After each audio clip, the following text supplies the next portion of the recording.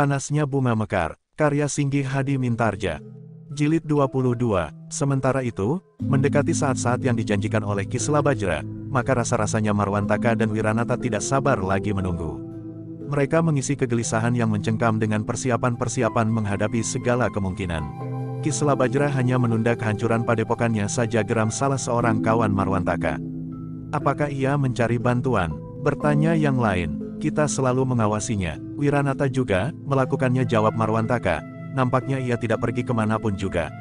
Seandainya ada hubungan, maka padepokan yang dihubunginya itu hanyalah padepokan Watu Kendeng yang tidak mempunyai kekuatan sama sekali. Mungkin Ki Watu Kendeng yang mencari hubungan dengan pihak lain lagi, berkata yang lain. Aku tidak melihat, tetapi padepokan itu juga diawasi, jawab Marwantaka. Dalam pada itu, Wiranata justru menjadi curiga. Tetapi kesadarannya baru datang kemudian. Kepada seorang yang telah diupahnya untuk bekerja padanya, ia berkata, mungkin Ki Slabajra akan menentukan satu cara yang licik. Mungkin ia akan mempergunakan cara yang dapat menolongnya menentukan pilihan. Cara apa? Bertanya orang itu. Mungkin ia akan minta aku dan Marwantaka untuk bertanding di arena, jawab Wiranata. Orang yang diupahnya itu tertawa. Katanya, jika demikian kau akan menang. Aku belum yakin, jawab Wiranata. Aku akan membantumu. Sisa waktu yang pendek ini akan dapat kita pergunakan sebaik-baiknya, jawab orang upahan itu.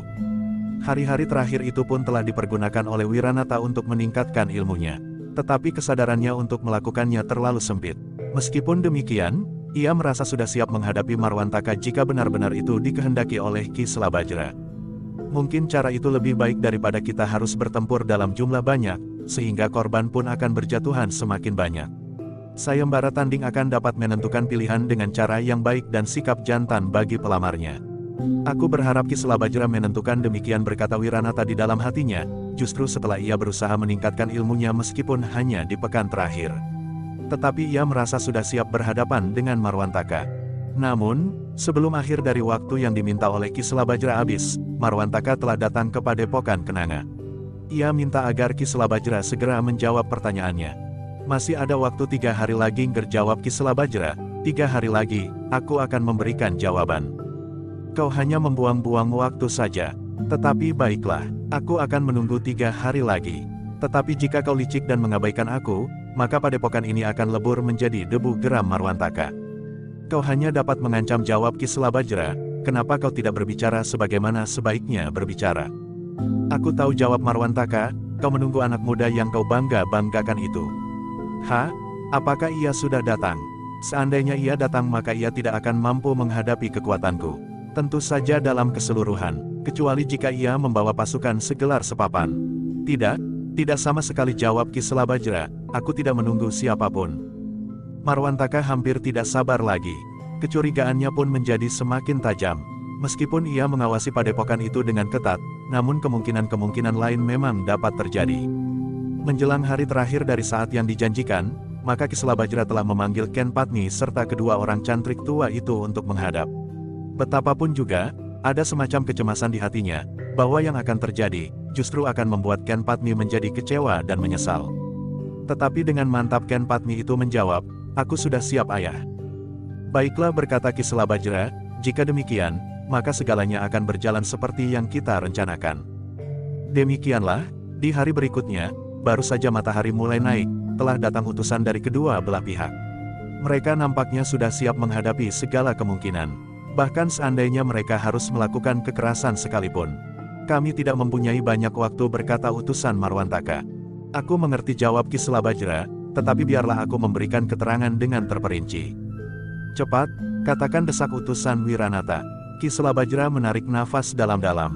Katanya, sikap kalian berdua sama sekali tidak menguntungkan anak gadisku. Ia tidak mempunyai kesempatan untuk melihat kemungkinan lain dari salah satu di antara kedua anak muda yang memiliki kemampuan bertindak dengan kekerasan. Cepati sebut keputusanmu, utusan Marwantaka mulai membentak. Utusan dari kedua belah pihak itu rasa-rasanya tidak sabar lagi menunggu, ketika kepada mereka dihidangkan minuman dan makanan. Seolah-olah Ki Slabajra dengan sengaja telah memperpanjang waktu untuk satu tujuan tertentu. Dalam kegelisahan itu, mereka yang berada di pendapa itu telah dikejutkan oleh kehadiran sebuah iring-iringan kecil yang terdiri dari 5 orang. Di antaranya adalah Ki Watu Kendeng. Nah, agaknya orang itulah yang kau tunggu, berkata utusan yang sudah berada di pendapa. Tentu tidak. Apakah artinya 5 orang itu jika aku sengaja menghendaki benturan kekerasan, jawab Ki Selabajra yang kemudian mempersilahkan Ki Watu Kendeng naik ke pendapa. Aku dihentikan oleh sekelompok orang yang mengaku sebagai kawan-kawan anak Mas Marwantaka, berkata Ki Watu Kendeng setelah mereka duduk. Tetapi karena kami hanya berlima, maka kami telah diperkenankan terus. Agaknya menurut perhitungan mereka, kami berlima tidak akan berpengaruh apa-apa. Apakah kau sudah memberikan isyarat kepada sepasukan yang kuat untuk menyusulmu hari ini, Ki Watu Kendeng? Bertanya utusan Wiranata. Tidak, aku tidak akan berbuat apa-apa. Aku tidak ingin terlibat terlalu jauh dalam persoalan ini. Jika hari ini aku datang, sebenarnya aku terdorong oleh satu keinginan untuk mendengar, keputusan apakah yang akan diambil oleh Ki Selabajra. Aku pernah mendengar bahwa Ki Selabajra telah menunda keputusannya tentang anak gadisnya sepanjang 1 bulan penuh, berkata Ki Watu Kendeng. Utusan dari kedua belah pihak itu pun kemudian mendesak, agar Ki Selabajra segera memberikan keputusannya. Kisanak, berkata Ki Selabajra, sesudah 1 bulan aku berpikir, ternyata aku masih belum dapat menemukan jalan yang paling baik yang dapat aku tempuh. Jangan mempermainkan kami, geram utusan Wiranata, kami sudah bersabar 1 bulan. Kau tahu, apakah artinya 1 bulan bagi kami dan bagi Wiranata? Ya, aku tahu, desis Ki Selabajra, itulah sebabnya aku ingin menentukan satu cara yang paling baik. Cepat, kenapa kau sengaja memperlambat persoalan? Kau menunggu sepasukan prajurit dari Singasari. Utusan Marwantaka hampir berteriak. Kisanak, berkata Ki Selabajra kemudian, akhirnya aku memang memilih satu jalan yang paling baik. Meskipun agak deksura, seolah-olah aku menganggap anakku terlalu penting, tetapi cara itulah yang aku kira paling jujur. Sayembara tanding, utusan Wiranata berteriak. Ya, sayembara tanding, jawab Ki Selabajra. Gila, geram utusan Marwantaka, permainan apa lagi yang sedang kau lakukan? Hei, apakah kau kira Wiranata pernah berlatih ilmu kanuragan? Tetapi utusan Wiranata yang sudah mengetahui persiapan Wiranata pun menyahut, jangan kau sangka bahwa karena Wiranata bukan anak padepokan, maka ia tidak memiliki kemampuan olah kanuragan. Tetapi bukan karena kami merasa cemas untuk mempertahankan tekad Wiranata untuk mengambil Ken Padmi, namun cara sayembara tanding adalah cara yang jantan. Namun jika dikehendaki, maka kami pun tidak segan melakukan perang terbuka berhadapan dengan siapapun. Dengan padepokan Marwantaka atau dengan padepokan Kenanga sekaligus. Tunggu, potong Ki Selabajra, jika aku mengatakan sayembara tanding bukan maksudku bahwa Angger Marwantaka harus bertanding melawan Angger Wiranata di arena. Jadi bagaimana, desak utusan Marwantaka, kedua belah pihak harus memilih seseorang untuk mewakilinya. Juga tidak, jawab Ki Selabajra, karena itu dengarlah baik-baik.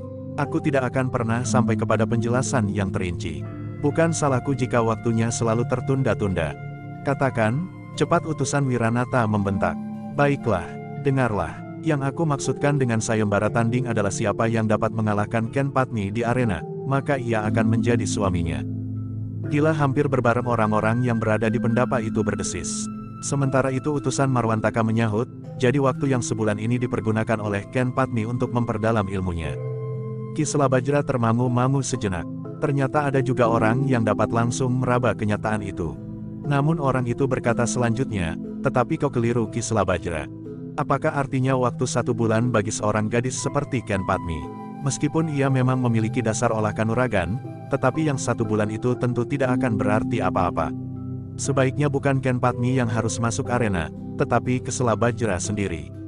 Siapa yang dapat mengalahkan Ki Selabajra? Ialah yang dapat mengambil anak gadisnya, karena jika Ki Selabajra saja tidak mampu mempertahankan diri, apakah artinya Ken Padmi bagi anak-anak muda yang sudah siap melakukan apa saja?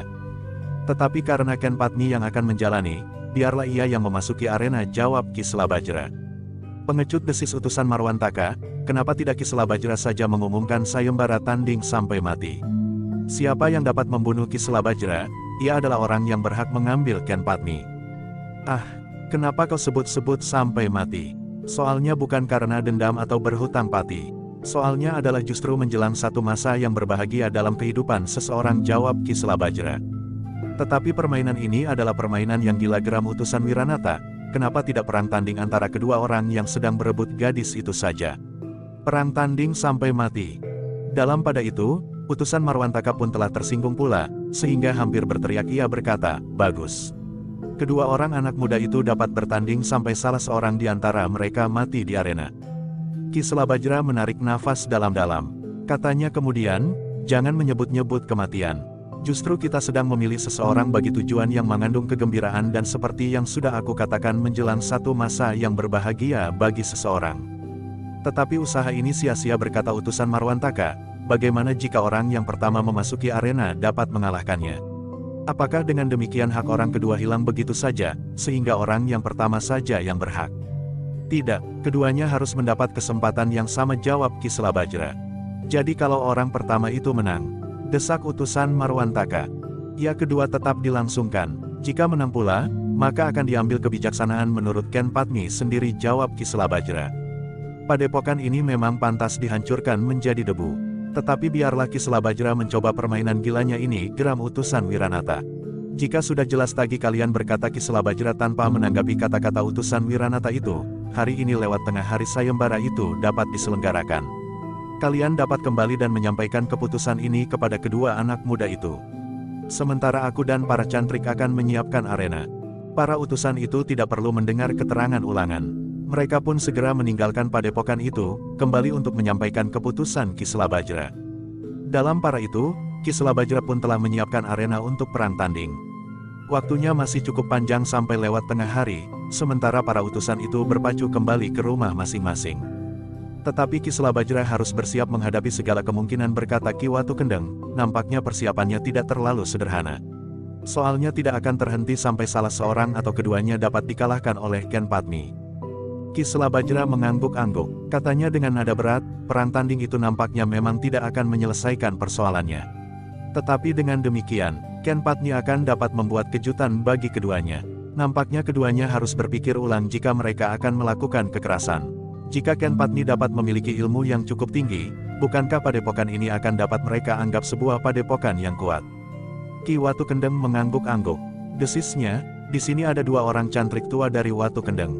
Mahisa Agni dan Witantra tersenyum. Meskipun demikian, mereka pun menjadi berdebar-debar. Bukan karena mereka cemas menghadapi kemarahan orang-orang yang kecewa, tetapi justru sebaliknya. Apakah keduanya harus berbuat sesuatu terhadap mereka itu? Sementara itu, arena pun telah siap di halaman depan padepokan Kenanga. Sebuah gawar serat nanas sudah dipasang mengitarinya. Sayembara tanding akan dilakukan di dalam gawar serat. Menjelang tengah hari, iring-iringan pertama telah memasuki padepokan. Mereka adalah Wiranata dengan para pengikutnya, lengkap dengan segala macam senjata yang ada pada mereka. Ki Selabajra menjadi berdebar-debar. Ia mengerti bahwa orang-orang itu adalah orang-orang upahan. Jika mereka mendapat upah yang cukup, maka tingkah laku mereka akan sangat berbahaya. Karena itulah, maka Ki Selabajra pun diam-diam telah menyiapkan kekuatan yang ada di padepokan Kenanga, meskipun tidak semata-mata, tetapi para cantrik telah menyiapkan senjata mereka dijumpai yang mudah mereka cepat. Sementara itu, mereka harus menjadi tuan rumah yang ramah dan tidak menimbulkan prasangka buruk. Beberapa saat kemudian, maka iring-iringan kedua pun memasuki padepokan itu pula. Ternyata iring-iringan kedua ini pun tidak kalah garangnya dengan iring-iringan pertama. Marwantaka telah datang dengan beberapa orang kawannya dan kawan-kawan lain yang sekedar ingin melibatkan diri ke dalam keributan justru karena mereka merasa berilmu. Mereka adalah anak-anak padepokan yang berbeda, tetapi mereka merasa bahwa ilmu yang mereka miliki perlu sekali-sekali diasah agar menjadi semakin tajam tanpa menghiraukan taruhannya, karena dalam hal yang demikian, mungkin satu dua di antara mereka terpaksa menanggalkan nyawa dari tubuhnya. Dalam pada itu, Ken Padmi yang berada di ruang dalam, tiba-tiba saja menjadi gelisah. Ketika saat perang tanding itu tiba, maka rasa-rasanya hatinya berdebaran, dan jantungnya berdegup semakin cepat. Tenanglah, berkata Mahisa Agni, kau sudah memiliki bekal yang cukup. Kau jangan menghiraukan apa yang bakal terjadi sesudah itu. Ayahmu sudah mempersiapkan segala-galanya. Mudah-mudahan mereka bersikap jantan, dan tidak berbuat sesuatu yang akan dapat menimbulkan persoalan-persoalan yang gawat. Ken Padmi mengangguk. Namun di luar sadarnya, terbayang seorang anak muda yang lain, yang pernah berada di padepokan itu, meskipun hanya sekedar singgah. Namun yang ternyata telah meninggalkan kesan yang tidak dapat disisihkannya dari sudut hatinya. Aku tidak peduli lagi, tiba-tiba saja Ken Padmi menggeram. Dalam pada itu, maka semua persiapan pun telah selesai. Marwantaka sendiri tampil sambil berkata lantang, apakah kita menunggu matahari tenggelam? Ayo, siapa yang akan memasuki arena? Aku tidak sabar lagi. Tetapi ternyata kedua anak muda itu masing-masing ingin memasuki arena lebih dahulu. Baik Marwantaka maupun Wiranata ingin tampil di arena untuk yang pertama. Namun justru karena itu, maka Ki Selabajra telah mengambil suatu kebijaksanaan. Sambil melemparkan sehelai daun ke udara ia berkata, jika daun itu jatuh tertelungkup, maka Angger Marwantaka lah yang akan tampil lebih dahulu. Jika sebaliknya, maka Angger Wiranata akan turun lebih dahulu ke arena. Ternyata selembar daun itu jatuh menelentang, sehingga karena itu, maka Wiranata lah yang akan tampil lebih dahulu di arena. Sambil tertawa Wiranata berkata, terima kasih kesempatan ini. Sebenarnya aku ingin bentuk sayembara tanding yang lain, yang barangkali lebih menarik. Tetapi jika hal inilah yang dikehendaki, maka, aku tidak berkeberatan. Baiklah sahut Ki Selabajra, aku minta dari masing-masing pihak satu orang yang akan menjadi saksi di arena ini. Sementara dari padepokan ini akan turun 3 orang saksi bersama aku sendiri. Baik, tetapi jangan terlalu banyak bicara. Aku akan mulai dengan sayembara tanding ini, geram Wiranata. Kita akan menentukan aturan dari permainan ini berkata Ki Selabajra, yang dimaksudkan dengan kekalahan adalah apabila salah satu pihak sudah berada dalam keadaan tidak dapat melawan. Mungkin karena kelelahan, mungkin karena tangkapan tangan lawan. Kalau Ken Padmi sudah kehabisan tenaga dan dikalahkan pada putaran sayembara pertama, apa yang dapat aku lakukan? Bertanya Marwantaka. Ia akan tetap tampil pada putaran sayembara kedua.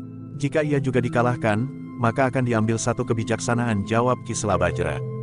Permainan gila, geram Marwantaka, agaknya Ki Selabajra memang ingin mempermainkan kita. Tetapi jika terjadi satu sikap yang berakibat lain dari yang aku inginkan, aku tidak peduli. Ki Selabajra mengerutkan keningnya, sementara para pengikut Wiranata memandanginya dengan tatapan mata kemarahan. Tetapi bagaimanapun juga, sayembara tanding itu akan dilaksanakan juga. Sesaat kemudian, maka 5 orang saksi telah berada di arena. 2 orang dari kedua pihak yang mengikuti sayembara itu, sementara 3 orang lainnya adalah para penghuni padepokan Kenanga. 2 di antara mereka adalah cantrik-cantrik tua yang telah menempa Ken Padmi menjadi seorang gadis yang pilih tanding, sementara yang seorang adalah Ki Selabajra sendiri. Namun dalam pada itu, Ki Selabajra telah minta kepada Ki Watu Kendeng yang ada di sekitar arena itu mengamati keadaan. Jika nampak gejala-gejala yang gawat, maka ia harus segera memberikan isyarat kepada para cantrik untuk bersiap-siap menghadapi segala kemungkinan. Jika benar Ken Padmi dapat mengalahkan mereka, mudah-mudahan mereka mengerti bahwa tingkat kemampuan mereka masih belum memadai sehingga tidak akan terjadi persoalan-persoalan berikutnya, berkata Ki Selabajra di dalam hatinya. Namun kemudian, atau mereka akan menjadi gila dan kehilangan akal. Demikianlah, maka sejenak kemudian segala persiapan sudah siap. 5 orang saksi sudah berada di tengah-tengah arena. Wiranata yang mendapat kesempatan pertama pun telah berdiri bertolak pinggang sambil tersenyum. Bahkan katanya kemudian, apakah gadis itu sedang berhias? Suara Wiranata yang keras itu terdengar oleh Ken Padmi yang masih berada di dalam.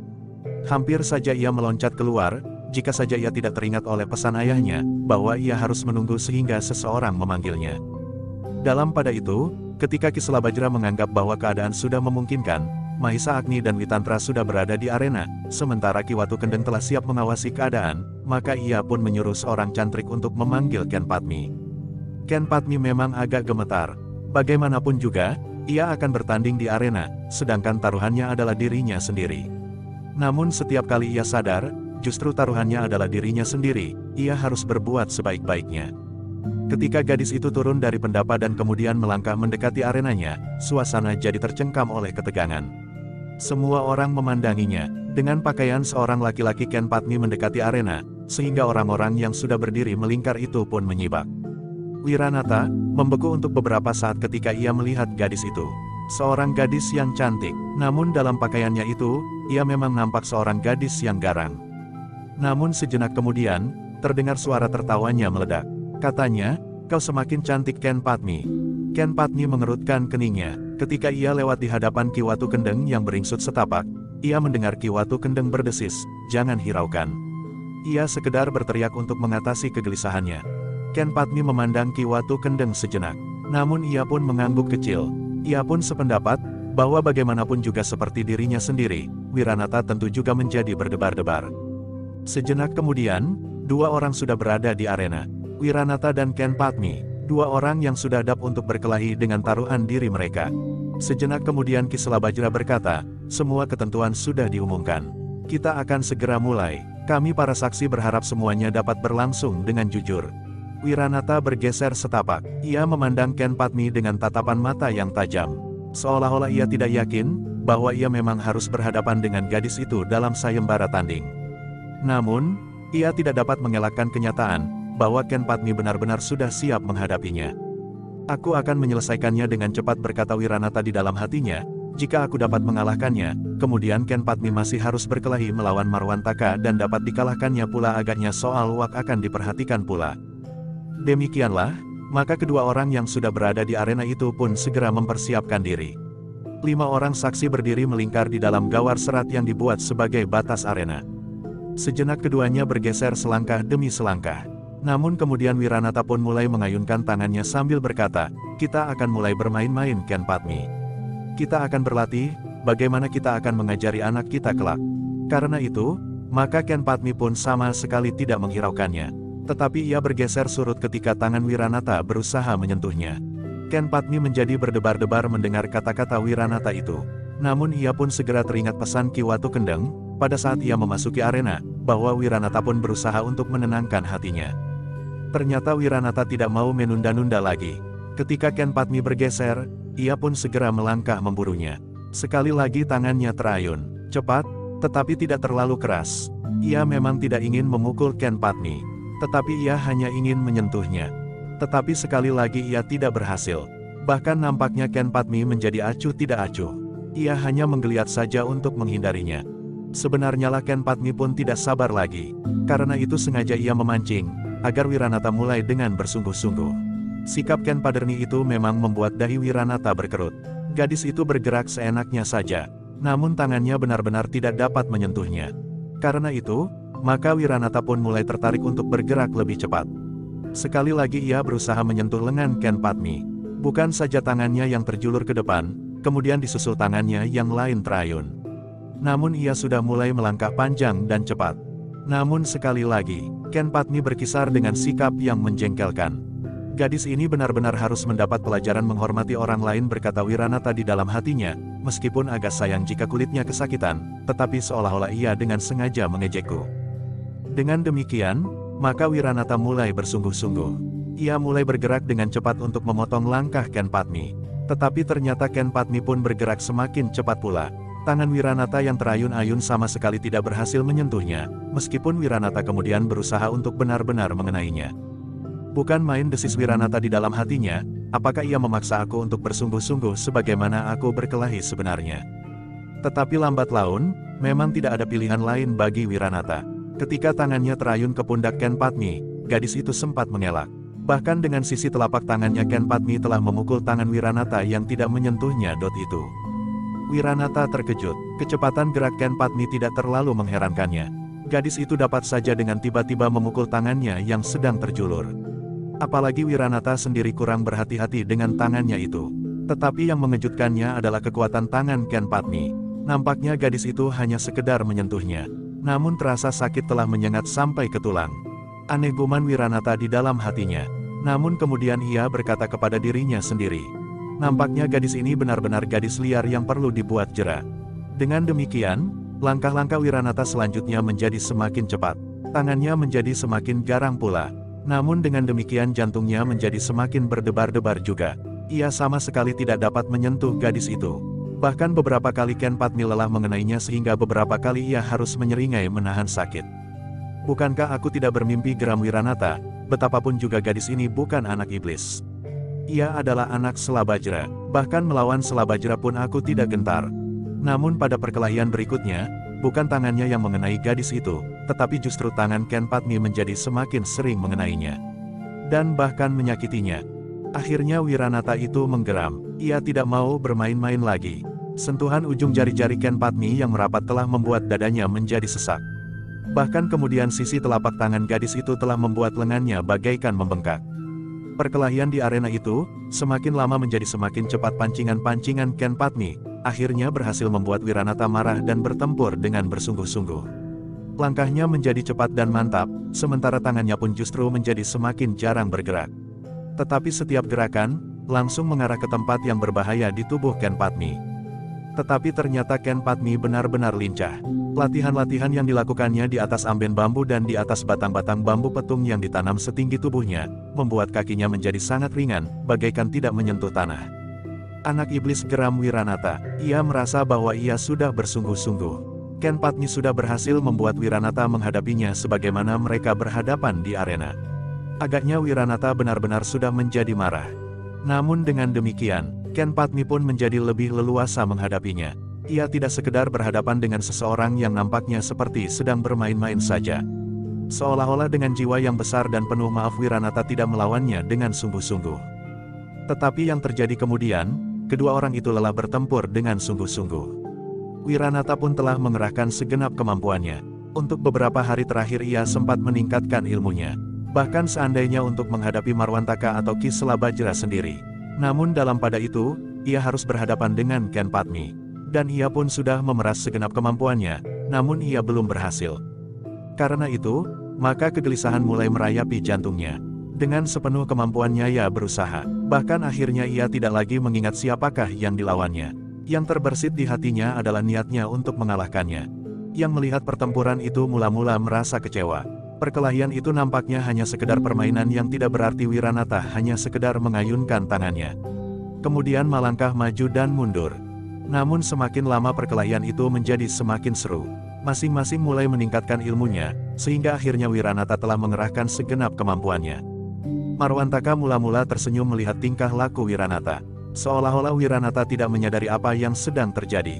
Namun semakin lama kening Marwantaka pun berkerut semakin dalam. Ia melihat Wiranata semakin bersungguh-sungguh. Namun Wiranata itu sama sekali tidak dapat mengatasi kemampuan Ken Padmi. Dengan sungguh-sungguh ia memperhatikan apa yang telah terjadi. Ia mulai menilai setiap gerak dan perlawanan Ken Padmi. Ia pernah berada di padepokan itu. Ia pun pernah justru menggurui gadis itu.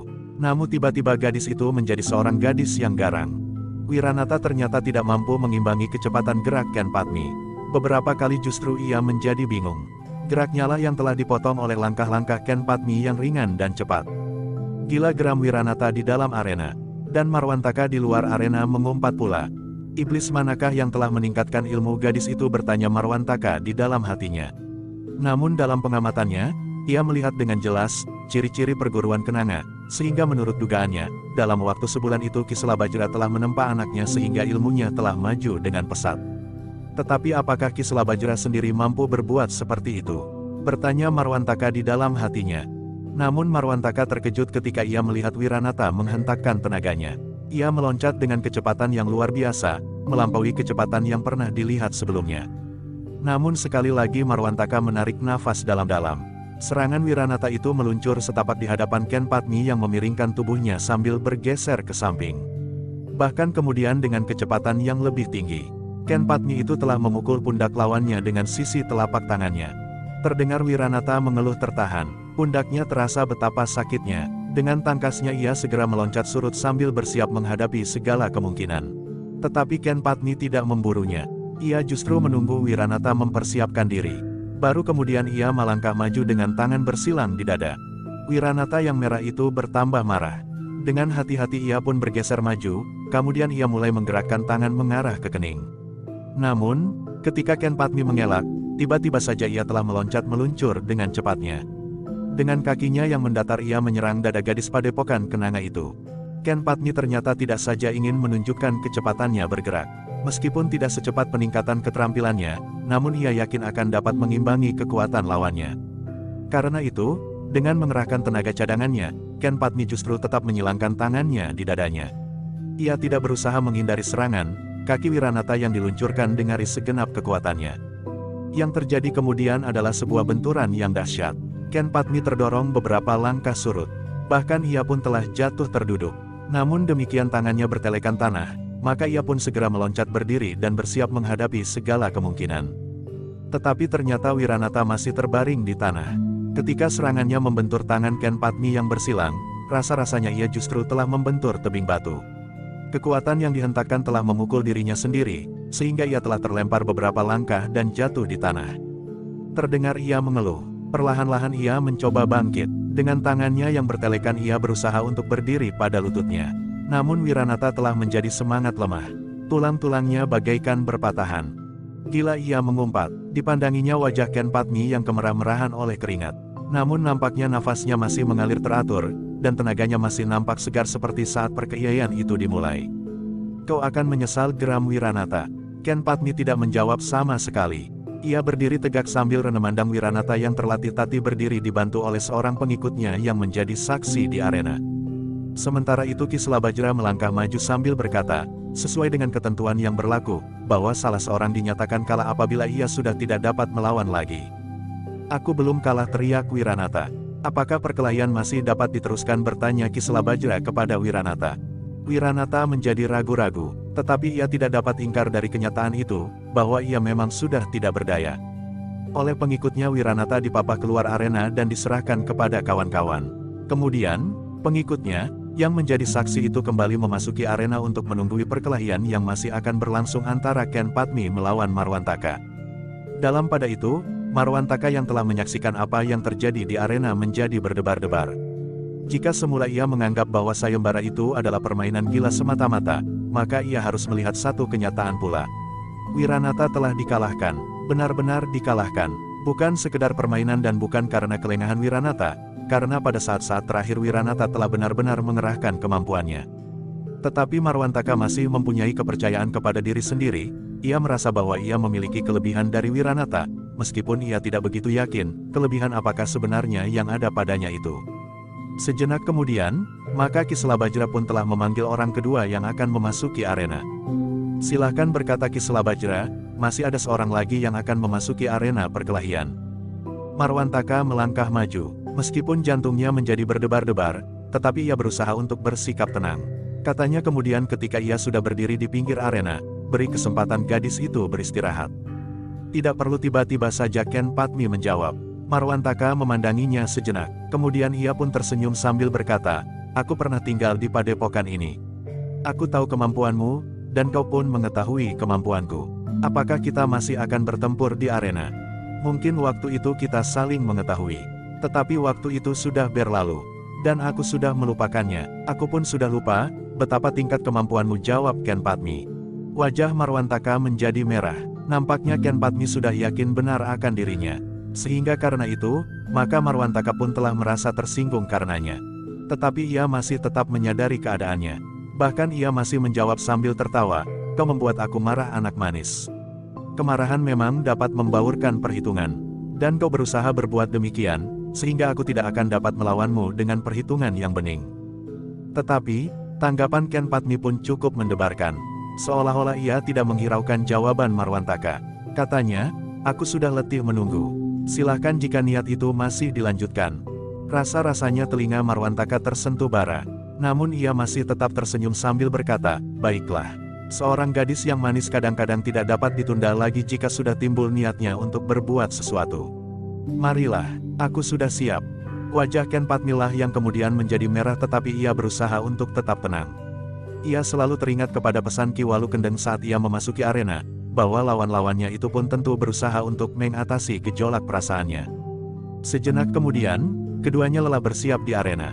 Marwantaka tidak mau mengulangi kesalahan Wiranata, bahwa ia menganggap gadis itu tidak memiliki kemampuan untuk mengimbangi ilmunya. Karena itu, sejak langkahnya yang pertama, Marwantaka telah berhati-hati. Ia berusaha untuk mempergunakan pengamatannya sebagai bahan untuk mempersiapkan perlawanannya. Karena itu, maka ia pun merasa beruntung bahwa ia memasuki arena pada giliran yang kemudian. Sejenak kemudian, Ken Padmi sudah bergeser. Setapak ia mendekat, namun tangannya sudah bersiaga untuk menghadapi setiap kemungkinan. Nampaknya Marwantaka tidak sabar lagi. Ia mulai dengan serangannya meskipun belum menentukan. Namun dengan demikian ia sudah memancing gerakan-gerakan selanjutnya, sehingga perkelahian itu pun segera meningkat menjadi semakin seru. Keduanya tidak banyak membuang waktu untuk menjajaki kemampuan lawannya. Sebenarnya lah Ken Padmi sudah dapat mengetahui tingkat ilmu lawannya ketika anak muda itu berada di padepokan kenanga. Waktu itu, kekosongan hatinya membuatnya agak dekat dengan Marwantaka. Ia tidak menolak ketika Marwantaka menawarkan diri untuk memberikan tuntunan kepadanya untuk meningkatkan ilmunya. Namun akhirnya Ken Padmi sadar, bahwa anak muda itu tidak sesuai di hatinya. Apalagi setelah Marwantaka dan ayahnya, Ki Selabajra bersentuhan dengan orang yang bernama Ki Dukut Pakering. Demikian ayahnya kembali ke padepokan, setelah Ki Dukut gagal mempergunakan tenaga para pemimpin beberapa padepokan, maka ia mendapat lebih banyak penjelasan tentang sikap anak muda yang bernama Marwantaka itu.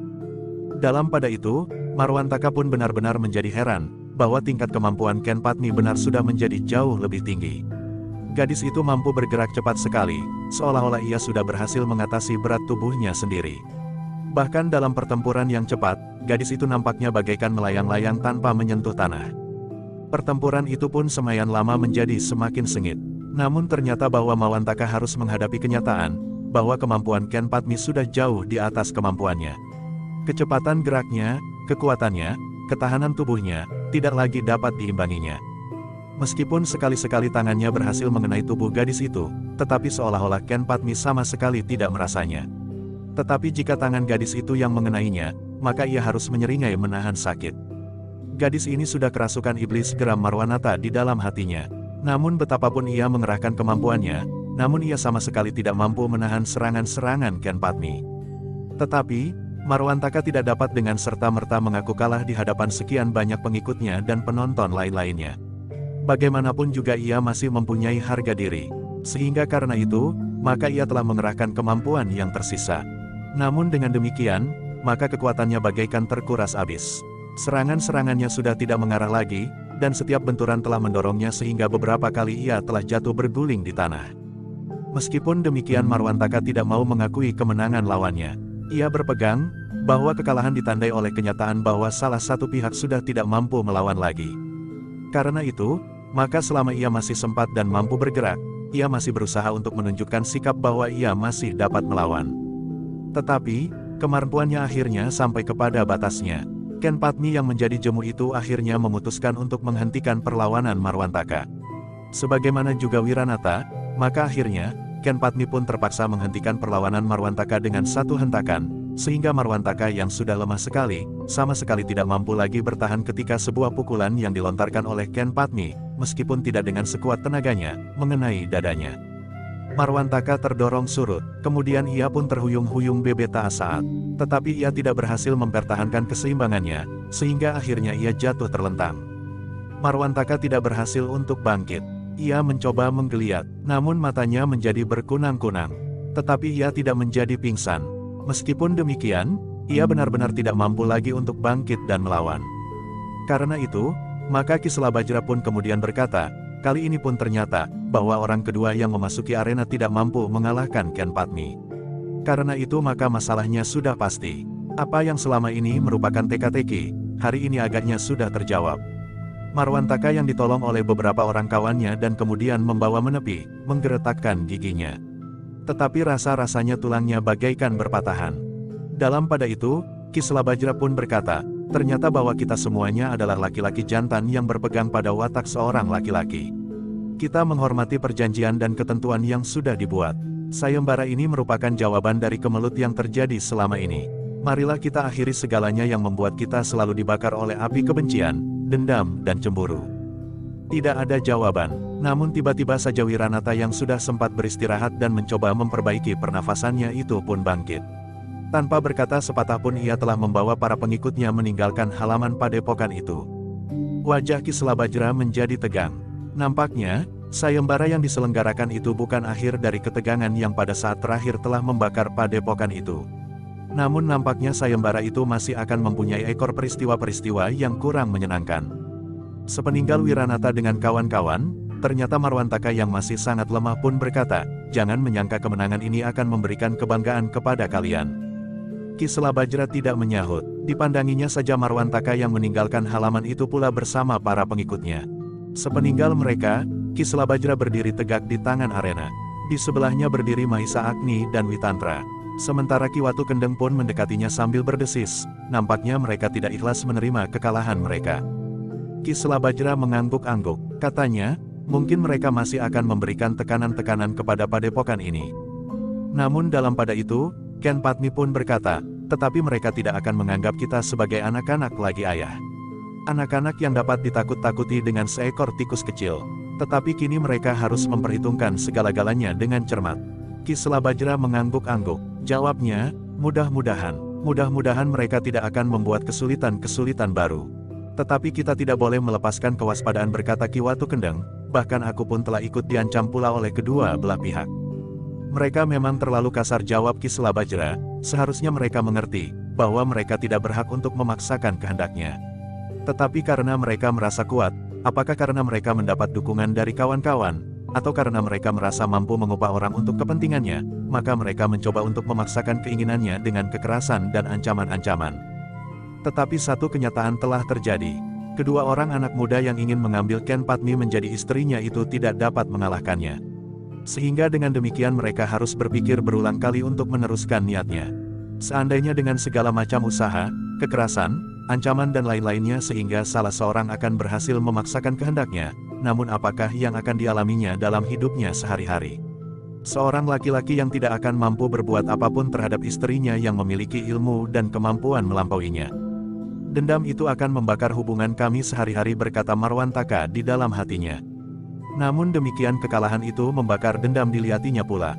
Meskipun ia tidak ingin lagi memperistri Ken Padmi, namun Padepokan Kenanga dan Watu Kendeng bagi mereka, merupakan neraka yang harus dimusnahkan. Ternyata perkembangan berikutnya adalah justru mengarah kepada suatu keadaan yang lebih gawat bagi Padepokan Kenanga. Agaknya Marwantaka dan Wiranata justru saling mendekatkan hati mereka untuk bersama-sama melepaskan dendam dan kebencian mereka terhadap Padepokan Kenanga. Tetapi mereka tidak akan dapat melakukannya dengan tergesa-gesa, karena beberapa macam pertimbangan. Ken Padmi tidak akan mungkin menjadi seorang gadis yang pilih tanding, jika di padepokan itu tidak ada seorang guru yang mumpuni, yang jauh melampaui kemampuan Ki Selabajra. Sementara itu, di Padepokan Kenanga, Mahisa Agni dan Witantra sedang berbicara dengan Ki Watu Kendeng dan Ki Selabajra tentang Mahisa Bungalan yang menunggu di Watu Kendeng. Sebaiknya biarlah aku menjemputnya, berkata Ki Watu Kendeng, aku akan memberitahukan kepada Ken Padmi, agar ia tidak terkejut, berkata Ki Selabajra, bahwa telah datang wakil dari orang tua Mahisa Bungalan untuk melanjutkan pembicaraan yang terputus. Ya, sebaiknya memang demikian. Biarlah ia sempat menimbang-nimbang setelah ia berhasil mengalahkan Marwantaka dan Wiranata, desis Ki Watu Kendeng. Dalam pada itu, Ki Selabajra pun segera memanggil Ken Padmi untuk menghadap orang-orang tua yang berkumpul di ruang dalam. Karena itu, maka Ken Padmi pun menjadi berdebar-debar. Setelah ia memenangkan perang tanding dalam sayembara itu, maka apalagi yang akan dikatakan oleh ayahnya. Demikianlah, dengan sangat hati-hati dan tidak langsung, Ki Selabajra memberitahukan kepada Ken Padmi, bahwa seseorang sedang berada di Watu Kendeng. Ia tidak dapat datang, karena persoalan yang sedang terjadi di Padepokan Kenanga, agar ia tidak menjadi penghambatnya. Wajah Ken Padmi menjadi tegang. Di luar sadarnya, ia langsung teringat kepada seseorang yang pernah berada di Padepokan Kenanga dan selanjutnya berada di Padepokan Watu Kendeng. Karena itu, maka sebelum ia diberitahu, siapakah yang dimaksud, maka Ken Padmi telah dapat menebaknya. Sejenak gadis itu diam mematung. Jantungnya bagaikan bergejolak oleh berbagai macam perasaan. Ia rasa-rasanya memang menunggunya.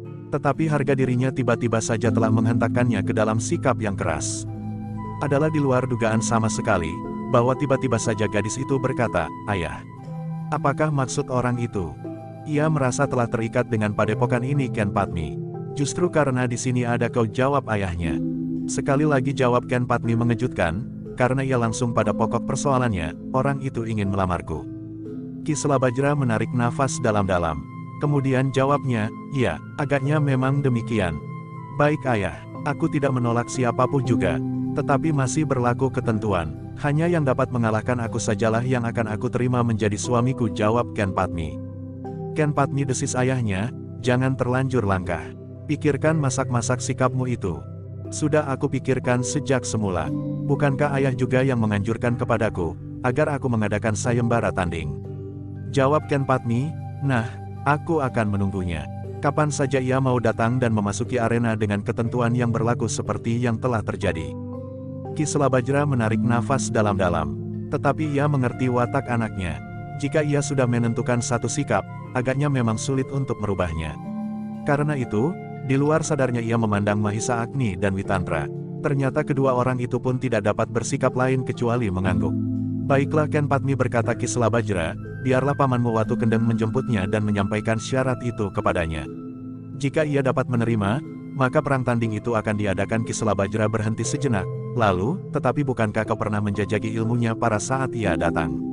Aku pun sama sekali tidak mampu mengalahkannya.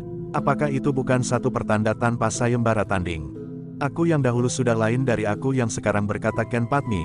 Siapapun kedua orang yang baik hati itu, ternyata mereka telah merubah segala-galanya. Karena itu, maka sayembara tanding masih akan berlangsung terus sampai ada seseorang yang mengalahkan aku. Dengan wajah ragu Ki Selabajra bertanya, bagaimana jika Ki Dukut Pakering mendengar dan datang melamarmu? Wajah Ken Padmi menjadi merah. Jawabnya, aku akan bertempur sampai mati atau membunuh diri. Dalam pada itu, maka Ki Watu Kendeng pun berniat kembali ke padepokannya untuk menyampaikan persoalan yang sedang dibicarakannya di padepokan Kenanga. Namun dalam pada itu, karena keadaan yang gawat, maka Mahisa Agni lelah menemaninya di perjalanan, sementara Witantra tetap berada di padepokan Kenanga untuk membantu berjaga-jaga. Namun ternyata bahwa Ki Watu Kendeng tidak mengalami gangguan apapun di perjalanan. Bersama Mahisa Agni dan pengawalnya ia selamat sampai ke padepokan Watu Kendeng. Mahisa Bungalan rasa-rasanya tidak sabar lagi bertanya apakah hasil dari sayembara itu. Dengan senyum jernih Ki Watu Kendeng menjawab, rencanamu memang berhasil Ger. Ken Padmi dapat mengalahkan keduanya berurutan. Syukurlah, desis Mahisa Bungalan, apakah dengan demikian berarti bahwa Ken Padmi sudah bebas dari keduanya? Dapat diartikan seperti itu, tetapi nampaknya kedua anak muda itu belum menerima kekalahan mereka dengan ikhlas. Mungkin mereka masih akan berusaha untuk berbuat lain, jawab Ki Watu Kendeng. Padepokan Kenanga memang masih harus berhati-hati, desis Mahisa Bungalan. Dalam pada itu, maka Ki Watu Kendeng pun mempersilahkan Mahisa Agni untuk memberitahukan keputusan terakhir yang diambil oleh Ken Padmi tentang sayembara tanding. Bukan salahnya Mahisa Bungalan, berkata Mahisa Agni kemudian, kita jugalah yang mengajarinya untuk berbuat demikian. Mungkin gadis itu tidak berniat berbuat demikian terhadapmu, tetapi tentu akan mengganggu hubungan padepokan Kenanga dengan pihak yang pernah dikalahkannya, karena ternyata ia menerima seorang laki-laki tanpa sayembara tanding. Ternyata jawaban Mahisa Bungalan sangat mengejutkan. Katanya, tidak, aku tidak akan memasuki sayembara tanding itu. Jika ia mencintai aku, biarlah ia mencintai aku. Jika tidak, apa artinya memenangkan sayembara tanding? Aku memang akan mendapat gadis itu. Tetapi tentu hanya wadaknya. Jika ia tidak mencintai aku, maka gadis itu tidak akan berarti apa-apa bagiku. Mahisa Agni menarik nafas dalam-dalam. Katanya, Mahisa Bungalan, kau dan Ken Padmi memang berhati keras. Aku tahu bahwa kalian saling mencintai. Tetapi harga diri kalian merupakan jurang pemisah yang sulit untuk diloncati. Tetapi jika kalian bersedia sedikit saja surut dari nilai-nilai harga dirimu yang berlebih-lebihan itu, maka kau dan Ken Padmi tentu akan menemukan kebahagiaan. Kau dan Ken Padmi akan dapat kawin dan hidup sewajarnya. Kau tidak lagi menjadi pengembara dari satu tempat ke tempat lain. Tetapi kau akan menetap di Singasari menjadi seorang prajurit yang mendapat kepercayaan dari Maharaja di Singasari. Kata-kata Mahisa Agni itu ternyata dapat menyentuh perasaannya. Seolah-olah Mahisa Agni dapat menunjukkan kepadanya perasaannya yang sebenarnya terhadap gadis padepokan Kenanga itu. Karena itu, maka dengan nada merendah ia bertanya, bagaimana menurut paman sebaiknya? Datanglah, berkata Mahisa Agni, kau dapat memasuki arena perang tanding. Gadis itu mencintaimu. Tetapi karena pernah terjadi sesuatu ketegangan perasaan, maka ia tidak akan dengan serta-merta menerima kedatanganmu. Mahisa Bungalan menarik nafas dalam-dalam. Kemudian katanya, jika paman berpendirian demikian, maka aku tinggal menjalaninya. Mudah-mudahan aku tidak dikalahkannya seperti kedua orang anak muda yang lain itu. Tergantung kepadamu, berkata Mahisa Agni, kau dapat menentukan segala-galanya. Karena apapun yang dicapai oleh gadis itu hanya dalam waktu 1 bulan, bagimu tidak berarti apa-apa. Tetapi ternyata bagi kedua anak muda itu, yang 1 bulan itu telah menentukan akhir dari sayembara ini. Mahisa Bungalan menarik nafas dalam-dalam. Sebenarnya ia merasa sangat segan berhadapan dengan Ken Padmi di arena. Bagaimanapun juga, tentu akan timbul kesan perkelahian. Tetapi Mahisa Bungalan pun tidak mempunyai pilihan lain. Ken Padmi tentu tidak akan begitu saja menerimanya kembali setelah ia pernah menyatakan penolakannya, meskipun hanya karena gejolak perasaannya yang melonjak saat itu. Suatu perjalanan yang aneh, berkata Mahisa Bungalan di dalam hatinya, beberapa saat yang lampau aku sampai ke padepokan Kenanga, bertemu dengan gadis itu. Namun kemudian aku harus menempuh perjalanan yang sangat panjang untuk dapat kembali lagi ke padepokan itu. Bahkan aku harus melintasi persoalan antara guru dan muridnya, antara Ki Dukut dan Pangeran Kudapat Madata. Baru kemudian aku menentukan hubunganku dengan gadis padepokan Kenanga itu.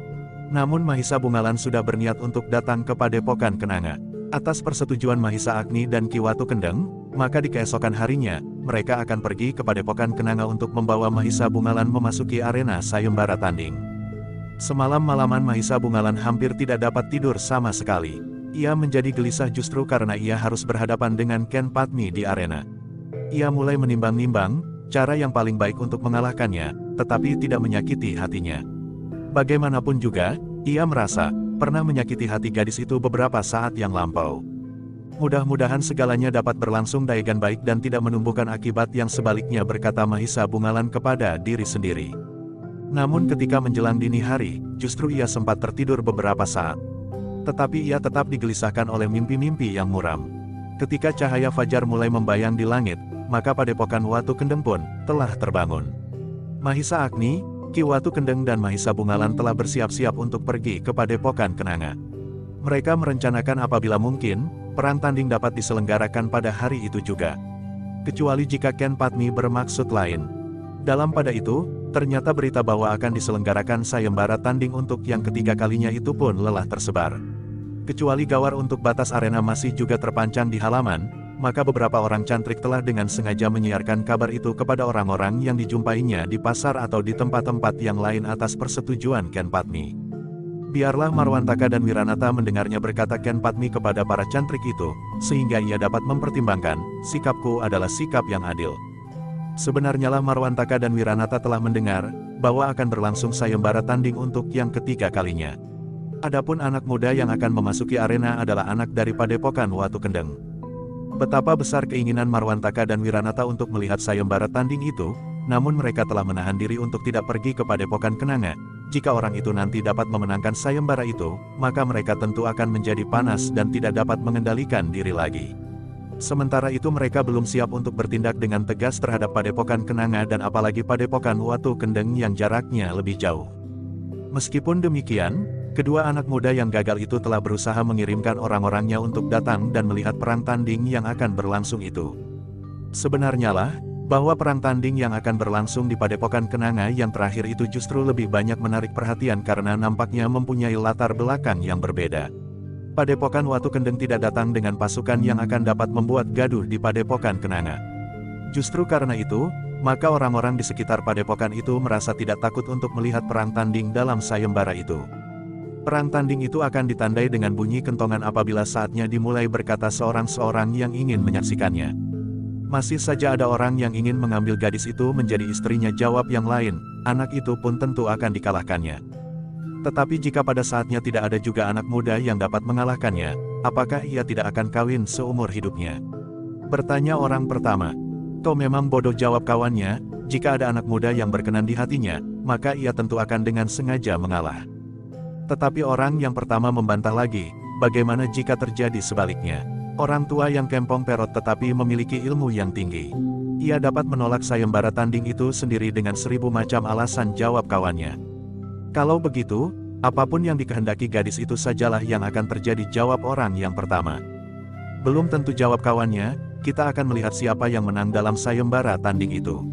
Mungkin bukan orang yang dikehendaki, tetapi karena Ken Padmi salah hitung, maka anak muda itu dapat mengalahkannya. Demikianlah, maka rencana diselenggarakannya sayembara itu telah meluas, sehingga orang-orang yang ingin menyaksikannya menjadi jauh lebih banyak dari sayembara tanding yang pertama, yang diliputi oleh suasana amarah. Dalam pada itu, iring-iringan dari Watu Kendeng pun akhirnya datang. Hanya sekelompok kecil, Ki Watu Kendeng, Mahisa Agni, Mahisa Bungalan dan 2 orang cantrik. Tidak seperti kedatangan Marwantaka dan Wiranata, yang membawa pasukan seperti akan maju ke medan perang, menyerang Singasari. Ketika Mahisa Bungalan naik pendapa, Ken Padmi yang melihatnya dari ruang dalam menjadi berdebar-debar. Tiba-tiba saja ia berlari masuk ke dalam biliknya. Hampir saja ia menjatuhkan dirinya dan menangis. Tetapi tiba-tiba ia menghentakkan kakinya sambil menggeram, aku sudah menantangnya dalam sayembara tanding. Demikianlah, Mahisa Bungalan beristirahat sejenak di pendapa. Kemudian terdengar suara kentongan, memang agak lain dengan upacara sayembara tanding sebelumnya. Nampaknya sayembara ini tidak dibayangi oleh nafsu dendam dan kebencian. Namun sebenarnya lah, hati Ken Padmi sendiri yang bagaikan menyala oleh gejolak perasaannya. Bukan dendam, meskipun ia ingin melepaskan sakit hatinya. Aku akan menunjukkan kepadanya, bahwa aku mampu mengimbangi ilmunya, berkata Ken Padmi di dalam hatinya, baru kemudian aku harus menunjukkan dengan sengaja di hadapan matanya, bahwa aku akan mengalah. Tetapi ia harus sadar, bahwa aku tidak kalah. Sejenak kemudian, maka segala persiapan pun telah selesai. Seperti yang sudah, maka kedua orang yang akan bertanding telah memasuki arena. Ki Selabajra akan memimpin perang tanding itu, sementara 2 orang lainnya akan mengamatinya, Mahisa Agni dan Witantra. Seorang lagi adalah Ki Watu Kendeng sendiri. Ternyata bahwa orang-orang yang menyaksikan sayembara tanding itu jauh lebih banyak dari kedua pasukan Marwentaka dan Wiranata yang mengelilingi arena. Orang-orang yang menonton dan tidak berpihak itu hampir memenuhi halaman. Bahkan ada di antara mereka yang memanjat pepohonan. Dalam pada itu, para cantriklah yang harus bekerja keras menjaga ketertiban, sementara mereka pun mendapat pesan untuk tetap berhati-hati. Ki Selabajra tidak mengabaikan kemungkinan bahwa Marwantaka dan Wiranata tidak dapat mengendalikan diri lagi dan berbuat sesuatu, justru ketika halaman Padepokan Kenanga dipenuhi oleh orang-orang yang sedang menonton sayembara tanding. Karena itu, maka selain para cantrik yang menjaga agar mereka yang ingin melihat sayembara tanding itu tidak mendesak gawar arena, sebagian dari mereka mengawasi keadaan di luar dinding Padepokan. Dalam pada itu, Ken Padmi dan Mahisa Bungalan sudah saling berhadapan. Sementara itu, arena pertandingan itu telah diliputi oleh suasana yang aneh. Ken Padmi hampir tidak pernah menatap wajah lawannya. Ia lebih banyak membuang pandangan matanya keluar arena, atau kepada ayahnya yang menjadi saksi dari sayembara tanding itu. Sementara itu, Mahisa Bungalan rasa-rasanya ingin sekali menyembunyikan wajahnya dari tatapan sekian banyak pasang mata dari mereka yang menonton di pinggir arena. Seolah-olah mereka dengan wajah kecut telah mengejeknya sebagai seorang laki-laki yang tidak tahu diri, yang akan memaksakan kehendaknya atas seorang perempuan, sehingga ia memasuki arena perang tanding. Gila geram Mahisa Bungalan, rasa-rasanya ingin ia lari meninggalkan padepokan itu dan kembali saja ke Singasari atau melanjutkan perantauannya mencari Ki Dukut Pakering. Kenapa aku tidak memasuki arena perang tanding melawan Ki Dukut itu saja, Mahisa Bungalan menggeram. Namun sejenak kemudian, ia mendengar Ki Selabajra memberikan sedikit penjelasan tentang sayembara tanding itu. Syarat-syaratnya dan ketentuan-ketentuan lainnya. Jika semua pihak sudah mendengar dengan jelas, maka sayembara ini dapat dimulai, berkata Ki Selabajra. Aku dapat menjadi gila tiba-tiba saja, Mahisa. Bungalan menggeram. Kenapa? Desis Ki Watu Kendeng. Semua mata memandang kepadaku, jawabnya. Tidak hanya kepadamu, tetapi ke dalam arena ini, sahut Ki Watu Kendeng. Tetapi mereka tentu menganggap aku laki-laki tamak. Kenapa aku harus merampas cinta seorang perempuan dengan cara yang gila ini? Mahisa Bungalan hampir kehilangan pengendalian diri. Ini adalah syarat untuk mendapatkannya, jawab Ki Watu Kendeng. Jika aku menang, aku pun akan diejek sebagai seorang laki-laki yang telah memperkosa hak dan cinta seorang perempuan, berkata Mahisa Bungalan. Tetapi jika aku kalah, maka harga diriku sebagai seorang laki-laki tidak akan berarti apa-apa lagi. Jangan berpikir seperti itu, Mahisa Bungalan, berkata Ki Watu Kendeng. Yang penting adalah masalah kalian berdua dapat terpecahkan. Jangan ingkari perasaan sendiri. Kalian berdua saling mencintai. Carilah jalan untuk melampaui batas yang menjadi jarak antara kalian berdua. Jangan hiraukan kata orang lain. Yang penting kalian menemukan hari depan yang baik dan hidup saling mencinta. Mahisa Bungalan menarik nafas dalam. Ketika ia memandang Ken Padmi, nampaknya gadis itu benar-benar telah siap menghadapinya. Lakukanlah, kau memang harus menebusnya dengan pengorbanan. Pengorbanan itu adalah perasaan yang bergejolak di dalam hatimu sekarang ini, berkata Ki Watu Kendeng. Alangkah segannya, tetapi Mahisa Bungalan pun kemudian melangkah pula maju ke tengah arena. Ketika terpandang olehnya wajah Ken Padmi, hampir saja ia berteriak sekali lagi, kemudian lari dari arena. Tetapi ia tidak dapat melakukannya, karena Ken Padmi telah bersiap menghadapinya. Sikap Mahisa Bungalan yang penuh dengan kebimbangan itu ternyata mendapat penilaian yang salah dari Ken Padmi. Ken Padmi yang pernah merasa disakiti hatinya itu menganggap bahwa Mahisa Bungalan justru dengan sengaja menganggapnya tidak berarti apa-apa di arena, sehingga ia pun sama sekali tidak bersiaga. Karena itu, maka Ken Padmi lah yang mulai dengan jantung yang panas. Sebelum Mahisa Bungalan benar-benar menguasai diri, Ken Padmi justru sudah mulai menyerangnya. Terlalu cepat dan tiba-tiba, sehingga Mahisa Bungalan yang tidak bersiaga itu sama sekali tidak dapat mengelak. Bahkan betapa terkejut ia mendapat serangan yang tiba-tiba dan demikian cepatnya. Ken Padmi yang ingin menunjukkan kemampuannya setelah ia menempa diri selama sebulan itu pun, telah mengerahkan segenap tenaga dan kemampuannya. Tenaga cadangannya telah dihentakkannya, sehingga serangan itu benar-benar merupakan serangan yang sangat dahsyat. Mahisa Bungalan yang belum bersiap dan tidak menduga bahwa kemajuan Ken Padmi sudah demikian pesatnya, terkejut bukan buatan. Serangan itu ternyata telah mampu melemparkan Mahisa Bungalan sehingga Mahisa Bungalan jatuh berguling di tanah. Adalah di luar sadar, bahwa tiba-tiba saja penonton pun bersorak gemuruh. Penonton ini memang berbeda dengan orang-orang yang mengerumuni arena pada sayembara tanding yang terdahulu. Hentakan rasa sakit, kejutan dan sorak penonton itu telah membangunkan Mahisa Bungalan. Seolah-olah terdengar satu teriakan di telinganya, bahwa ia berada di dalam arena perang tanding. Karena itulah, maka tiba-tiba saja ia pun merasa harus menyesuaikan diri dengan keadaan itu. Dengan demikian, maka Mahisa Bungalan pun mulai memperhitungkan geraknya. Ia sadar, bahwa lawannya akan mempergunakan segenap kesempatan. Demikian ia tegak, maka serangan berikutnya pun akan datang secepat serangan pertama. Karena itu, maka Mahisa Bungalan pun segera menyesuaikan dirinya dan bersiap menghadapi segala kemungkinan. Perhitungan Mahisa Bungalan ternyata tepat. Demikian ia tegak, maka serangan Ken Padmi pun telah meluncur dengan cepat dan kekuatan yang dahsyat, sebagaimana ia menyerang sebelumnya. Tetapi yang kemudian terkejut adalah Ken Padmi. Serangannya sama sekali tidak menyentuh lawannya, karena Mahisa Bungalan telah bersiap sepenuhnya. Demikian ia tegak, maka demikian ia bergeser menghindar. Justru karena serangan yang dilontarkan dengan sepenuh tenaga namun tidak mencapai sasarannya, maka Ken Padmi telah terdorong oleh tenaganya sendiri beberapa langkah. Dengan gerak naluriah, Mahisa Bungalan hampir saja meloncat menyusulnya dengan serangan balasan. Tetapi untunglah ia sempat menahan diri, sehingga ia hanya berkisar saja justru mendekat. Ternyata Ken Padmi pun mampu bergerak cepat. Demikian ia terdorong oleh kekuatannya sendiri, maka ia pun segera memperbaiki keseimbangan dan meloncat tegak menghadapi serangan lawan. Tetapi Mahisa Bungalan tidak menyerang, ia pun justru sedang bersiap untuk menghadapi serangan. Sejenak keduanya saling berdiri mematung.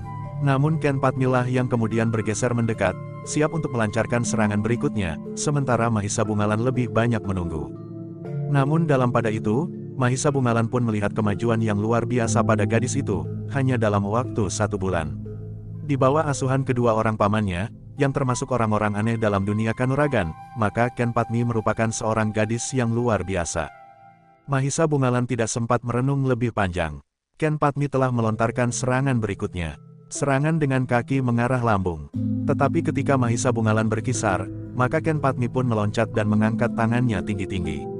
Dengan tangan kanan Ken Padmi menyerang kening, sementara tangan kirinya melindungi dadanya. Mahisa Bungalan terkejut, bukan karena ia tidak mampu bergerak secepat itu, tetapi ternyata Ken Padmi benar-benar seorang gadis yang lincah, cepat dan cerdas. Namun demikian serangan-serangan Ken Padmi berikutnya seolah-olah sama sekali tidak berhasil menyentuh sasarannya. Bagaimanapun ia berusaha, dengan kecepatan yang tidak dapat diikuti oleh setiap penonton di seputar arena, namun serangan-serangan itu sama sekali tidak berhasil mengenai lawannya. Jantung Ken Padmi mulai bergejolak. Ia belum merasakan lawannya menyerangnya. Ia sadar, bahwa Mahisa Bungalan baru berusaha mengelak terus betapapun dahsyatnya serangan Yai datang kepadanya.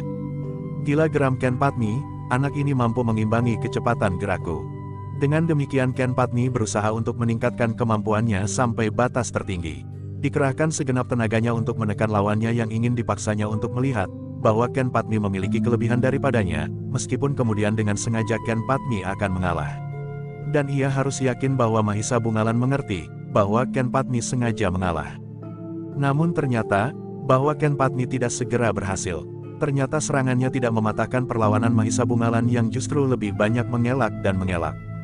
Tetapi justru karena itu, perlawanan Mahisa Bungalan itu telah menimbulkan kejengkelan pada Ken Padmi, seolah-olah Mahisa Bungalan sekedar melayaninya tanpa berbuat sesuatu. Demikianlah perkelahian itu berlangsung semakin cepat. Tetapi dengan demikian, jantung Ken Padmi pun menjadi semakin bergejolak. Kemarahannya telah menyala membakar perasaannya. Namun ia tidak dapat ingkar dari sifat seorang gadis. Ketika kemarahannya memuncak dan ia merasa tidak mampu berbuat lebih banyak, maka matanya menjadi panas. Maka rasanya Ken Padmi ingin berteriak dan menjerit sekuat-kuatnya untuk melepaskan pepat di dadanya. Ki Selabajra menjadi gelisah melihat sikap Mahisa Bungalan dengan demikian, maka Ken Padmi tentu akan terpanggang oleh api kemarahannya yang tertahan di dalam dadanya. Untunglah Mahisa Agni dan Witantra pun melihat pula gejolak perasaan gadis itu. Meskipun mereka pun tahu, bahwa Mahisa Bungalan yang tersinggung oleh tantangan gadis itu ingin melepaskan kejengkelannya pula dengan sikapnya. Namun sikap itu tidak menguntungkannya. Karena itu, maka pada kesempatan khusus, Witantra sempat berbisik, "Jangan kau sakiti lagi hatinya yang sudah terluka." Mahisa Bungalan mengerutkan keningnya, namun nampaknya ia mengerti. Beberapa saat ia masih tetap bimbang. Ia ingin melihat Ken Padmi itu tidak lagi mampu berbuat sesuatu karena kehabisan tenaga, tanpa membalas serangan-serangannya. Seolah-olah dengan sengaja ia ingin menunjukkan, bahwa tanpa membalas dengan satu serangan pun, ia dapat memenangkan sayembara tanding itu. Namun akhirnya Mahisa Bungalan pun mempertimbangkan pendapat Witantra itu. Bahkan kemudian sambil menarik nafas panjang ia berdesis kepada diri sendiri, aku memang harus memberikan terlalu banyak pengorbanan bagi gadis bengal ini. Dengan demikian, Mahisa Bungalan pun telah merubah caranya. Ketika Ken Padmi yang dibakar oleh kejengkelan yang memuncak, sehingga serangan-serangannya menjadi semakin tidak terarah, mulailah Mahisa Bungalan membalas serangan lawannya itu dengan serangan-serangan pula. Bahkan Mahisa Bungalan mulai menunjukkan betapa ia mulai diganggu oleh keletihan sehingga kemampuannya mulai menjadi susut. Keadaan dan sikap Mahisa Bungalan itu ternyata telah menarik perhatian Ken Padmi yang hampir menjadi putus asa dan berteriak untuk melepaskan kejengkelannya, justru karena ia seorang gadis. Tiba-tiba saja ia melihat bahwa Mahisa Bungalan mulai terengah-engah. Aku harus bertahan, berkata Ken Padmi di dalam hatinya. Dengan demikian, maka Ken Padmi mulai mengatur tata geraknya yang sudah mulai tidak terarah itu. Ia berusaha untuk berlahan, sementara lawannya mulai kelelahan. Namun dalam pada itu, serangan-serangan Mahisa Bungalan mulai mengejarnya. Meskipun gerak Mahisa Bungalan menjadi semakin lamban, tetapi ia tidak hanya sekedar menghindar saja, tetapi ia sudah mulai menyerang. Tetapi dengan demikian, Ken Padmi tidak lagi merasa seolah-olah Mahisa Bungalan telah menghinanya. Seolah-olah Mahisa Bungalan akan dapat mengalahkannya tanpa berbuat apa-apa. Tetapi sejenak kemudian, Ken Padmi pun tidak lagi dapat mengingkari kenyataan. Meskipun Mahisa Bungalan menjadi semakin lelah, tetapi Ken Padmi tidak dapat bertahan sambil menunggu Mahisa Bungalan kehabisan tenaga karena kelelahan. Sementara itu, Ken Padmi pun telah menjadi sangat letih, sehingga gerakannya menjadi sangat terbatas. Meskipun demikian, harga diri gadis itu sama sekali tidak susut. Itulah sebabnya, maka Ken Padmi masih tetap berusaha untuk tegak dan memberikan perlawanan. Namun akhirnya, Ki Selabajra yang melihat keadaan itu berkata, apakah aku sudah dapat menjatuhkan keputusan? Tidak, Ken Padmi lah yang berteriak, aku belum kalah. Ki Selabajra masih akan berkata lagi. Tetapi semua orang yang berdiri di seputar arena itu terkejut bukan buatan. Adalah di luar dugaan, bahwa tiba-tiba saja dengan kecepatan yang tersisa, Ken Padmi telah menarik pedang di lambung Ki Watu Kendeng yang sama sekali tidak menyangkanya. Ia terlambat mencegahnya, sehingga semua orang menegang melihat pedang di tangan Ken Padmi. Aku akan bertempur dengan senjata geram gadis itu. Ken Padmi. Ki Selabajra menjadi gemetar, kau sudah gila. Aku akan berperang tanding sampai mati, teriak gadis itu. Itu di luar ketentuan, jawab Ki Selabajra, kau tidak boleh melanggar ketentuan yang sudah saling disetujui. Itu namanya curang, dan isi padepokan Kenanga sama sekali tidak boleh melakukan kecurangan. Aku tidak peduli, jawab Ken Padmi, aku tantang orang itu untuk bertempur dengan senjata sampai mati. Mahisa Bungalan menjadi berdebar-debar, dipandanginya Witantra, Mahisa Agni dan orang-orang tua lainnya di pinggir arena itu dengan tatapan mata penuh kebimbangan. Ken Padmi, berkata Ki Selabajra kemudian, apakah kau memaksa untuk melakukan hal itu? Ya, jawab Ken Padmi singkat.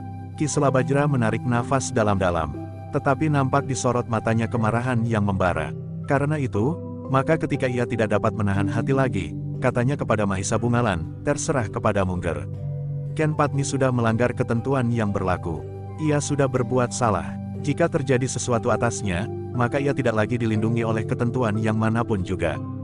Ayah, desis Ken Padmi. Namun demikian, ternyata gadis itu tidak melangkah surut. Sejenak ia memandang ayahnya, namun kemudian katanya kepada Mahisa Bungalan, aku tantang kau berperang tanding sampai mati. Namun jawaban Mahisa Bungalan mengejutkan sekali. Katanya, aku tidak akan melakukannya. Aku datang untuk memasuki sayembara. Itu pun dengan hati yang berat, karena aku sebenarnya menolak sayembara tanding seperti ini. Perkawinan hanya dapat berlangsung dengan baik, apabila perkawinan itu dialasi dengan cinta yang mendalam. Bukan karena satu kebetulan kalah atau menang di arena. Karena itu, sebenarnya aku sudah tidak lagi bernafsu untuk memasuki sayembara tanding. Jika aku menang, maka aku mendapatkan seseorang karena kemenanganku, bukan karena kita saling mencintai.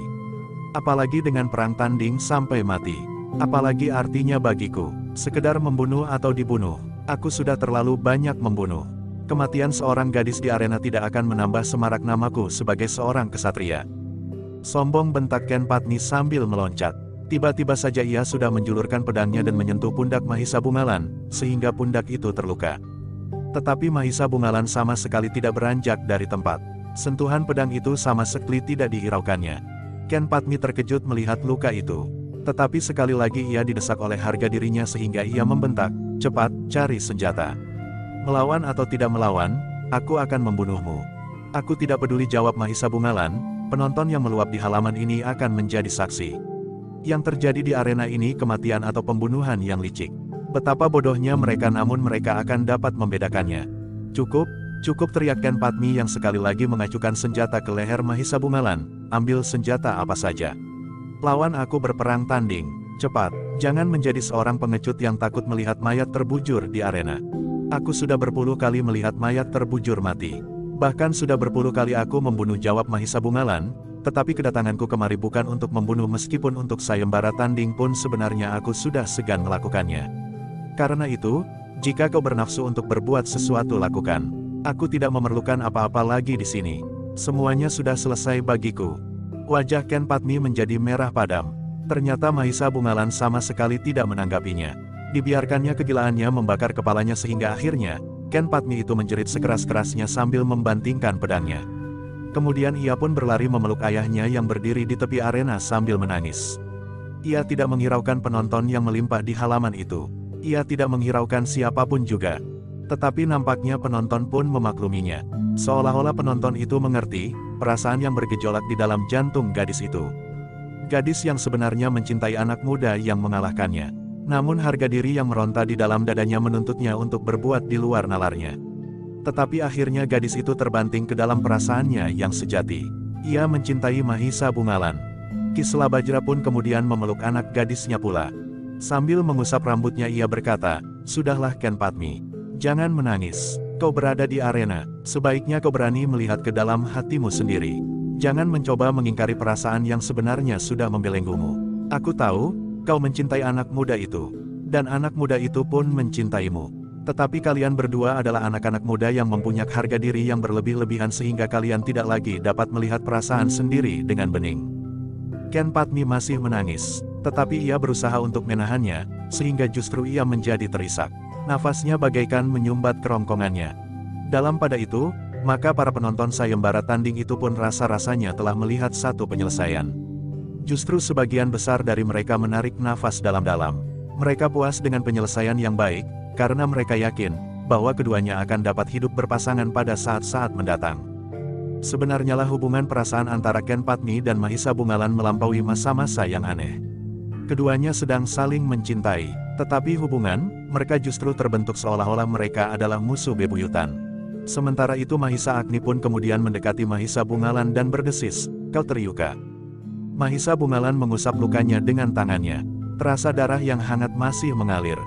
Sambil memungut pedangnya yang dibanting oleh Ken Padmi, Ki Watu Kendeng pun mendekati Mahisa Bungalan sambil berkata, "Meskipun tidak dalam, lukamu perlu diobati." Mahisa Bungalan mengangguk. Sementara itu, Ki Selabajra sedang membujuk anaknya untuk masuk ke ruang dalam. Ki Watu Kendeng berkata, "Ki Selabajra, tolong, umumkan bahwa sayembara ini telah selesai." Dengan demikian, secara resmi, Ki Watu Kendenglah yang kemudian menutup sayembara tanding itu. Katanya, gadis itu sudah tidak mampu melawan lagi, apapun alasannya. Karena itu, maka perang tanding ini sudah dinyatakan selesai. Anak muda ini telah memenangkan sayembara ini, dan ialah yang berhak untuk memetik akibat dari kemenangannya seperti yang sudah ditentukan. Orang-orang yang merasa tegang selama menyaksikan pertempuran di arena itu rasa-rasanya sempat menarik nafas panjang. Dada mereka yang bagaikan menyesak itu pun rasa-rasanya menjadi longgar dan mereka pun bergumam di antara mereka, "Syukurlah, bahwa sayembara ini akhirnya selesai dengan damai." Dalam pada itu Ki Selabajra pun telah mengajak Ken Padmi masuk ke ruang dalam. Ia sama sekali tidak menyinggung tentang kekalahannya. Tetapi dibimbingnya Ken Padmi masuk ke dalam biliknya. Katanya, "Sudahlah, bergantilah dengan pakaianmu sehari-hari. Semuanya sudah berlalu, dan kau adalah seorang gadis yang menjadi dewasa. Masih ada Ishak yang tersisa." Tetapi hati Ken Padmi sudah menjadi agak tenang, lah tidak lagi dihentak-hentakkan oleh perasaannya yang sulit dikendalikan lagi. Di bagian lain dari padepokan itu, Mahisa Agni, Bitantra dan Ki Watu Kendeng duduk menunggui Mahisa Bungalan yang sedang membenahi pakaiannya, setelah luka-lukanya diobati. Ki Watu Kendeng yang kemudian memberikan semangkuk minuman kepadanya berkata, "Jalanmu memang agak terjal ager. Tetapi akhirnya kau sampai juga ke tujuan. Namun justru karena hubunganmu yang aneh dengan Ken Padmi ini, agaknya pada masa mendatang kau akan menemui masa-masa yang cukup cerah." Mudah-mudahan, Ki Watu Kendeng, gumam Mahisa Bungalan. Sebenarnya lah ia masih belum tenang sepenuhnya. Masih ada tersisa penyesalan atas sikap Ken Padmi. Namun akhirnya, Ia pun berusaha untuk menganggapnya hal itu tidak pernah terjadi. Namun dalam pada itu, selagi Mahisa Bungalan dan Ken Padmi menemukan ketenangannya kembali, beberapa orang yang keluar dari halaman padepokan setelah segalanya selesai, tengah berbicara dengan geram. Seorang yang berwajah keras, berkumis lebih berkata, Marwantaka tidak akan membiarkan segalanya ini terjadi. Ia tidak berdiri sendiri. Kawan-kawan dari berbagai padepokan cukup banyak jika ia memang akan mengambil tindakan atas padepokan Kenanga yang nampaknya bekerja bersama padepokan Watu Kendeng. Ternyata bukan saja para pengikut Marwantaka yang tidak puas dengan akhir dari sayembara tanding itu, tetapi juga para pengikut Wiranata. Dengan demikian berarti bahwa baik Marwantaka ataupun Wiranata tidak lagi mendapat kesempatan untuk dapat mengambil Ken Padmi untuk dijadikan istri salah seorang dari mereka. Yang sama sekali tidak terduga-duga adalah justru ketika kedua kelompok itu bertemu, mereka seolah-olah merasa bersama-sama terlempar ke dalam satu nasib yang buruk. Kedua kelompok itu merasa bahwa mereka sama-sama tidak mendapat tempat di padepokan Kenanga. Karena itu, maka kedua kelompok itu justru menemukan sentuhan perasaan yang sama. Dendam kami akan membuat Ki Selabajra menjadi menyesal, berkata seseorang pengikut Marwantaka, yang kemudian disahut oleh seorang pengikut Wiranata, kami pun akan berbuat demikian. Padepokan Kenanga akan menjadi karang abang. Berkata pengikut Marwantaka, kenapa hal ini tidak kita sampaikan saja kepada mereka yang berkepentingan? Marwantaka dan Wiranata, biarlah keduanya mempertimbangkan untuk menebus kekecewaan mereka. Daripada mereka berdua tidak memilikinya, maka lebih baik bunga yang sedang mekar itu digugurkan saja sama sekali. Ya, tentu keduanya akan sependapat, jawab pengikut Wiranata. Ternyata pikiran itu telah dikembangkan. Kedua pihak telah menyampaikan persoalan itu kepada orang-orang yang berkepentingan. Kawan-kawan Marwantaka yang ingin menunjukkan kemampuan mereka setelah berguru beberapa lamanya, merasa mendapat jalur penyaluran. Sementara itu orang-orang di pihak Wiranata pun kecewa bahwa mereka tidak akan mendapat upah seperti yang dijanjikan jika mereka tidak berbuat apa-apa. Dengan usaha menghancurkan padepokan Kenanga, maka mereka akan tetap mendapat upah, meskipun tidak sebanyak janji Wiranata semula. Kepentingan yang bertemu itu telah memungkinkan kedua belah pihak merencanakan untuk membuat padepokan Kenanga menjadi debu. Mereka merencanakan menghancurkan padepokan itu dan menggugurkan sama sekali bunga yang sedang mekar di taman padepokan Kenanga itu. Namun dalam pada itu, secara naluriah, orang-orang di padepokan Kenanga pun merasa bahwa kemungkinan yang buruk itu akan dapat terjadi.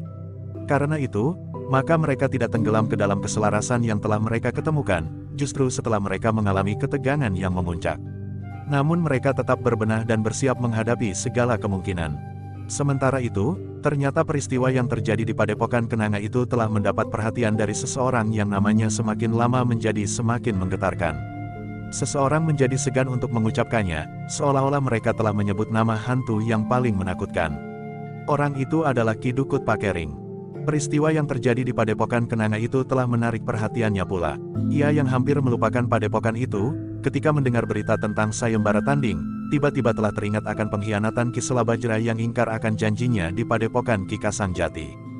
Orang itu memang sombong, berkata Ki Dukut. Bagaimana mungkin seorang seperti Ki Selabajra berani menyelenggarakan sayembara tanding? Apapun yang menjadi taruhan, rasa-rasanya Ki Dukut ingin memasuki arena sayembara tanding itu. Namun ia pun kemudian mendengar berita bahwa sayembara tanding itu sudah dimenangkan oleh seorang anak muda yang tidak banyak dikenal di sekitar padepokan Kenanga itu sendiri. Bahkan akhirnya Ki Dukut yang seakan-akan di luar kemauannya sendiri telah mendekati padepokan Kenanga itu, telah mendengar pula bahwa dua orang anak muda menjadi sakit hati karenanya dan telah bersepakat untuk melepaskan sakit hatinya itu. Menyenangkan sekali, berkata Ki Dukut, aku akan bergabung dengan mereka untuk membuat padepokan kecil itu menjadi debu. Aku akan mendapat sedikit hiburan atas kegagalan-kegagalan yang selama ini aku alami, sehingga untuk beberapa lama aku justru harus bersembunyi. Karena itu, maka Ki Dukut pun segera berusaha mencari hubungan dengan dua orang anak muda yang sedang kecewa itu. Tetapi seperti yang pernah dilakukan, Ki Dukut ternyata mempunyai caranya tersendiri. Ia berniat untuk membuat kejutan-kejutan, sehingga kedua anak muda itu mempercayainya, bahwa ia akan dapat membantu mereka, dan melumatkan semua kekuatan yang ada di padepokan itu. Tidak ada orang yang dapat menghalangi aku di daerah ini, berkata Ki Dukut di dalam hatinya. Karena itu, maka ia pun telah berusaha untuk dapat bertemu dengan salah seorang dari kedua orang anak muda yang sedang kecewa dan berusaha untuk membalas dendam itu. Alangkah gembira hati Ki Dukut ketika ia mendengar kabar bahwa kedua orang anak muda itu telah merencanakan satu pertemuan di sebuah ara-ara sempit di sebelah hutan kecil yang sering menjadi daerah perburuan anak-anak muda. Kedua anak muda itu akan membicarakan, apakah yang paling baik mereka lakukan untuk melepaskan dendam mereka. Aku akan hadir di pertemuan itu, berkata Ki Dukut di dalam hatinya. Aku akan meyakinkan mereka, bahwa aku akan dapat berbuat apa saja yang aku ingini atas padepokan itu. Bahkan seandainya aku akan mengambil gadis yang sedang diperebutkan itu, tetapi nampaknya lebih senang melihat api yang menjilat langit memusnahkan seluruh isi padepokan itu, termasuk orang-orang yang sombong dan berkhianat itu. Demikianlah seperti yang didengar oleh Ki Dukut, sebenarnya lah Marwantaka dan Wiranata atas dorongan dari kawan-kawan mereka telah bersepakat untuk bertemu. Mereka akan membicarakan satu rencana untuk menghancurkan padepokan kenanga yang telah membuat hati mereka menjadi sangat pahit atas kekalahan yang pernah mereka alami dari seorang gadis yang bernama Ken Padmi, seorang gadis yang sebenarnya ingin mereka jadikan istri dari salah seorang di antaranya. Pada waktu yang sudah dijanjikan, maka Marwantaka dan Wiranata benar-benar telah hadir di arah-arah itu bersama dengan beberapa orang kawan-kawan mereka. Karena sebelumnya mereka telah bermusuhan, maka keduanya memerlukan waktu untuk saling menyesuaikan diri. Namun dalam pada itu, selagi mereka sedang mulai dengan pembicaraan-pembicaraan yang mengarah, tiba-tiba saja hutan telah bagaikan terguncang. Mereka telah dikejutkan oleh suara tertawa dari hutan di sebelah. Suara tertawa yang semakin lama terdengar semakin keras. Pepohonan bagaikan terguncang, daun-daun yang kuning berguguran jatuh di tanah. Anak-anak muda dan para pengikutnya yang sedang berkumpul itu pun menjadi terkejut. Suara tertawa itu rasa-rasanya telah menghentak-hentak dada mereka. Jantung mereka pun bagaikan akan runtuh dari tangkainya di dalam dadanya. Baik Marwantaka maupun Wiranata menjadi cemas. Keduanya adalah pemimpin-pemimpin dari kelompok-kelompok yang ada di tempat itu, sehingga jika kehadiran mereka harus dipertanggungjawabkan, maka keduanya lah yang harus bertanggung jawab. Suara tertawa itu semakin lama menjadi semakin keras. Dengan demikian maka goncangan angan di dalam dada mereka pun rasa-rasanya menjadi semakin keras pula, sehingga bukan saja para pengikut kedua anak muda itu yang menjadi sesak nafas, tetapi Marwantaka dan Wiranata pun harus berjuang untuk mengatasi hentakan-hentakan di dalam dadanya yang bahkan kemudian seolah-olah jalur pernafasan mereka pun menjadi tersumbat karenanya. Orang-orang yang berada di arah-arah kecil itu berusaha untuk menyumbat telinga mereka. Namun ternyata gelaran suara tertawa itu tidak saja menyusup melalui telinga, tetapi rasa-rasanya langsung menghentak-hentak di dalam dada mereka. Namun dalam pada itu, sebelum jantung mereka benar-benar runtuh dan pernafasan mereka tersumbat karenanya, suara tertawa itu semakin lama menjadi semakin susut. Goncangan yang ditimbulkan pun menjadi semakin berkurang, sehingga akhirnya berhenti sama sekali. Pepohonan tidak lagi bagaikan diguncang dan dedaunan tidak lagi runtuh di atas tanah. Demikian suara tertawa itu berhenti, maka seseorang telah muncul dari dalam hutan. Seorang yang berwajah dalam, keras dan seolah-olah memancarkan bayangan kemampuan yang tidak dapat dijajaki. Demikian orang itu muncul, maka terdengar Marwantaka berdesis lemah, "Ki Dukut Pakering." Orang itu mengerutkan keningnya, dengan nada rendah ia berkata, "Kau sudah mengenal aku?" "Ya Ki Dukut," jawab Marwantaka, "aku ikut serta dengan Ki Dukut ketika Ki Dukut pergi ke padepokan Ki Kasang Jati." "Oh," Ki Dukut mengangguk-angguk, "jadi kau ikut juga berkhianat waktu itu?"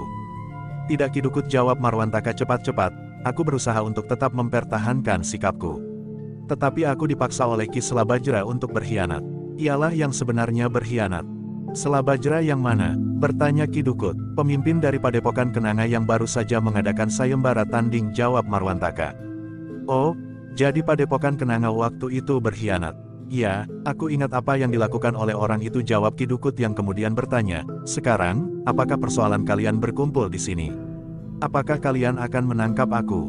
"Tidak, tentu tidak. Bagaimana mungkin aku dapat menangkap Ki Dukut," jawab Marwantaka dengan serta-merta. Marwantaka pun segera bercerita serba sedikit tentang keadaannya, hubungannya dengan padepokan kenanga dan rencananya untuk menghancurkan padepokan itu. Ki Dukut mengangguk-angguk sambil tertawa. Tetapi suara tertawanya tidak lagi menghentak jantung. "Jadi kalian mendendam pula kepada Ki Selabajra itu?" bertanya Ki Dukut kemudian. "Baiklah. Aku akan membantu kalian. Apakah kalian percaya kepadaku, bahwa aku akan dapat menyapu padepokan itu?" "Ya, ya Ki Dukut. Yang baru saja terjadi, benar-benar telah mengguncangkan jantungku. Apakah dengan demikian aku tidak akan percaya kepada Ki Dukut?" sahut Wiranata pula. "Jika demikian, baiklah. Kita akan pergi ke padepokan itu. Aku akan menghancurkan semuanya. Terserah apakah kalian akan ikut bersama aku bermain-main dengan padepokan itu, atau serahkan saja seluruhnya kepadaku." "Jika Ki Dukut tidak berkeberatan, aku ingin ikut serta," berkata Wiranata. "Aku juga," sambung Marwantaka. Ki Dukut mengangguk-angguk. Katanya, Terserah kepada kalian. Jika kalian mau ikut, marilah. Aku akan pergi ke padepokan itu. Sekarang, bertanya Marwantaka, bukankah kalian telah berkumpul? Bertanya Ki Dukut. Belum seluruhnya, sahut Wiranata. Panggil mereka sekarang. Aku menunggu di sini, kita akan pergi ke padepokan Kenanga sekarang. Marwantaka dan Wiranata menjadi ragu-ragu. Namun jika mereka menolak kesempatan itu, mungkin Ki Dukut tidak lagi akan bersedia membantu, atau ia akan melakukannya sendiri, sehingga mereka tidak akan ikut serta mendapatkan kepuasan dengan hancurnya padepokan Kenanga. Karena itu, maka seolah berpikir sejenak, keduanya pun menyatakan kesediaan mereka memanggil kawan-kawan. Silahkan Ki Dukut menunggu sebentar, berkata Wiranata. Sebenarnya aku tidak perlu kawan seorang pun, berkata Ki Dukdut, tetapi agaknya kalian demikian bernafsu untuk berbuat sesuatu atas padepokan itu, karena dendam yang bergejolak di dalam hati kalian. Jika aku bertindak sendiri, maka dendam kalian akan membakar jantung kalian sendiri. Karena itu, pergilah dan panggil kawan-kawanmu agar mereka ikut menikmati hancurnya padepokan kecil yang sombong itu. Marwantaka dan Wiranata pun kemudian meninggalkan beberapa orang pengikutnya untuk memanggil kawan-kawan lebih banyak lagi. Mereka akan menjadi gembira jika mereka bersama-sama mendapat kesempatan untuk berbuat sesuatu atas orang-orang yang mereka anggap sangat sombong itu. Ternyata Ki Dukut tidak menunggu terlalu lama. Meskipun ia hampir saja menjadi jemu, namun kemudian orang-orang yang ditunggunya itu pun berdatangan. Marwantaka telah membawa kawan-kawan, sementara Wiranata telah membawa orang-orang upahannya. Sejenak kemudian, mereka pun telah bersiap. Ki Dukut yang melihat dendam yang membara di hati mereka, tersenyum di dalam hati. Sebenarnya ia telah hampir melupakan padepokan Kenanga yang pernah berkhianat kepadanya. Tetapi kegagalan-kegagalan, berita tentang sayembara tanding yang menarik, serta keterangan-keterangan yang didengarnya telah menggelitiknya untuk melakukan sesuatu. Aku akan menonton, berkata Ki Dukut di dalam hatinya, karena ia yakin bahwa orang-orang itu akan dapat melakukan apa saja yang mereka kehendaki. Padepokan kecil itu tidak akan dapat menahan kekuatan Marwantaka dan Wiranata. Jika pemimpin padepokan itu memang tidak dapat dikalahkan, karena ternyata anak perempuan saja telah mengejutkan lawan-lawannya di arena sayembara landing, maka aku akan memaksanya untuk berlutut di hadapan kedua anak-anak muda itu, berkata Ki Dukut di dalam hati. Lalu, tentu lucu sekali bahwa gadis itu pun tidak akan dapat lagi membantah keinginan kedua anak muda yang pernah dikalahkannya, jika ia masih menghendaki ayahnya hidup. Namun akhirnya semuanya akan musnah. Api akan menyala, dan padepokan itu akan menjadi abu. Termasuk Selabajra dan barangkali gadis itu sendiri. Bayangan yang ganas telah bermain di angan-angan Ki Dukut. Pengalaman pahit, kegagalan-kegagalan serta kesadarannya bahwa ia merupakan seorang buruan, telah membuatnya menjadi seorang yang garang. Tekanan-tekanan yang dialaminya ini telah menghunjam langsung sampai ke pusat syaratnya, sehingga perlahan-lahan tetapi pasti, telah menumbuhkan sifat dan watak yang hampir melenyapkan segala unsur-unsur kemanusiaannya. Yang tersisa di dalam angan-angan hanyalah dendam dan kebencian. Karena itu, maka ia akan merasa gembira sekali jika ia dapat melihat bagaimana anak-anak muda yang mendendam itu menggerakkan para pengikutnya untuk membuat padepokan Kenanga menjadi abu. Api yang menyala, jerit, tangis dan keluhan kesakitan merupakan paduan penglihatan dan pendengaran yang sangat mengasihkan bagi Ki Dukut Pakering yang telah mengalami gangguan pada syarafnya karena peristiwa-peristiwa yang menyangkut dirinya. Demikianlah, maka sejenak kemudian, sepasukan yang kuat itu pun telah mulai merayap mendekati padepokan Kenanga. Mereka tidak lagi mempunyai gambaran lain kecuali menghancurkan padepokan itu dengan segala isinya. Namun, sebenarnya hal itu telah mengejutkan orang-orang yang melihatnya. Bagaimanapun juga, orang-orang di sekitar padepokan itu pun mengerti bahwa ada dendam yang menyala di hati Marwantaka dan Wiranata. Karena itu, di antara orang-orang yang tidak berani ikut mencampuri persoalan itu, ada juga seseorang yang dengan mengendap-endap telah mendahului memasuki padepokan Kenanga. Dengan nafas terengah-engah ia menceritakan apa yang dilihatnya. Namun demikian ia selesai bercerita, maka ia pun segera minta diri. Tunggu, cegah Ki Selabajra, apakah kau dapat menceritakan dengan terperinci? Aku tidak mau terlibat, aku harus keluar dari padepokan ini sebelum mereka sampai di sini, minta orang itu. Ki Selabajra tidak menahannya lagi. Orang itu telah berusaha berbuat baik. Karena itu, ia tidak sampai hati menahannya dan apalagi jika benar-benar terjadi bencana atasnya. Namun dalam pada itu, pemberitahuan itu telah memberikan kesempatan kepada Ki Selabajra untuk mengatur orang-orangnya. Sementara itu Ki Watu Kendeng dan pengawal-pengawalnya masih juga berada di padepokan Kenanga. Kedua cantrik tua itu akan dapat membantu, berkata Ki Watu Kendeng sambil memandang kepada Mahisa Agni dan Witantra. Kami tidak akan berkeberatan, berkata Mahisa Agni. Mereka membawa pasukan yang besar, geram Ki Selabajra. Kita akan menghadapinya, desis Mahisa Bungalan. Demikianlah padepokan kecil itu pun mulai bersiap-siap. Semua cantrik yang ada pun telah bersiaga dengan senjata masing-masing. Regol depan telah ditutup dan diselarak. Sementara beberapa orang cantrik mengawasi keadaan di atas dinding padepokan. Untuk melawan kekuatan yang besar, maka Ki Selabajra telah membenarkan para cantriknya untuk mempergunakan anak panah dan busur. Meskipun para cantrik itu tidak dibenarkan untuk membunuh dengan semena-mena, tetapi mereka memang wajib menahan gerak maju orang-orang yang menyerang padepokan kecil itu. Bukan maksud kami untuk berperang, berkata Ki Selabajra, tetapi sudah barang tentu, bukan maksud kami pula untuk membiarkan padepokan ini menjadi debu.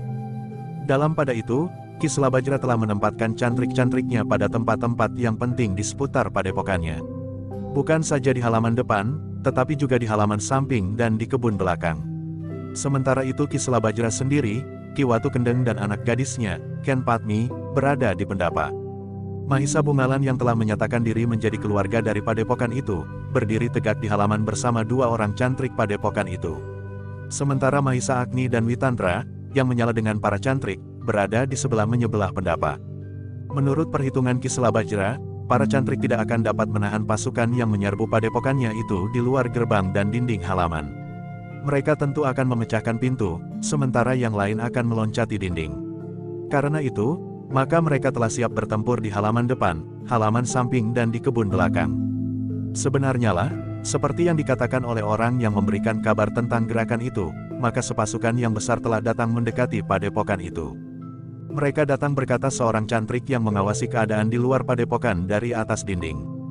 Ki Selabajra pun kemudian turun dari pendapa. Ia pun kemudian naik ke atas sebuah panggungan kecil di sebelah regol bersama Ki Watu Kendeng. Dari tempatnya Ki Selabajra melihat pasukan yang datang itu semakin lama menjadi semakin dekat. Sambil menarik nafas dalam-dalam, Ki Selabajra berkata, ternyata masalahnya menjadi berkepanjangan. Mereka kehilangan akal, jawab Ki Watu Kendeng. Tetapi cepat atau lambat, hal ini memang sudah aku duga. Jika sayembara tanding itu tidak diadakan, mungkin persoalannya justru akan menjadi semakin rumit, karena ada tiga pihak yang akan berhadapan. Mungkin justru benturan-benturan yang tidak menentu akan terjadi, berkata Ki Selabajra. Tetapi dengan keadaan ini, kita menghadapi masalah yang jelas, sementara kedua paman Mahisa Bungalan itu kebetulan ada di sini. Ki Watu Kendeng menarik nafas dalam-dalam. Ia pun yakin bahwa orang yang bernama Mahisa Agni dan Witantra itu memiliki kemampuan yang luar biasa. Demikianlah, iring-iringan itu pun menjadi semakin dekat. Ketika mereka melihat pintu regol yang tertutup, serta beberapa orang di atas dinding dan di sebuah panggung kecil, maka orang-orang di dalam iring-iringan itu pun telah menyadari bahwa kedatangan mereka telah ditunggu. Dalam pada itu, beberapa orang terpenting dari iring-iringan itu pun berada di paling depan. Beberapa puluh langkah dari regol, iring-iringan itu pun berhenti. Marwantaka dan Wiranata, yang merasa memimpin pasukan itu pun melangkah maju mendekati regol. Sambil bertolak pinggang, Marwantaka pun berkata, Ki Selabajra, apakah ada gunanya kau menutup pintu regolmu? Angger, Marwantaka, sahut Ki Selabajra, seharusnya aku menyambut tamuku dengan cara lain. Dengan cara yang lebih baik dan hormat. Tetapi terpaksa aku melakukannya seperti sekarang ini, karena aku tidak mempunyai pilihan.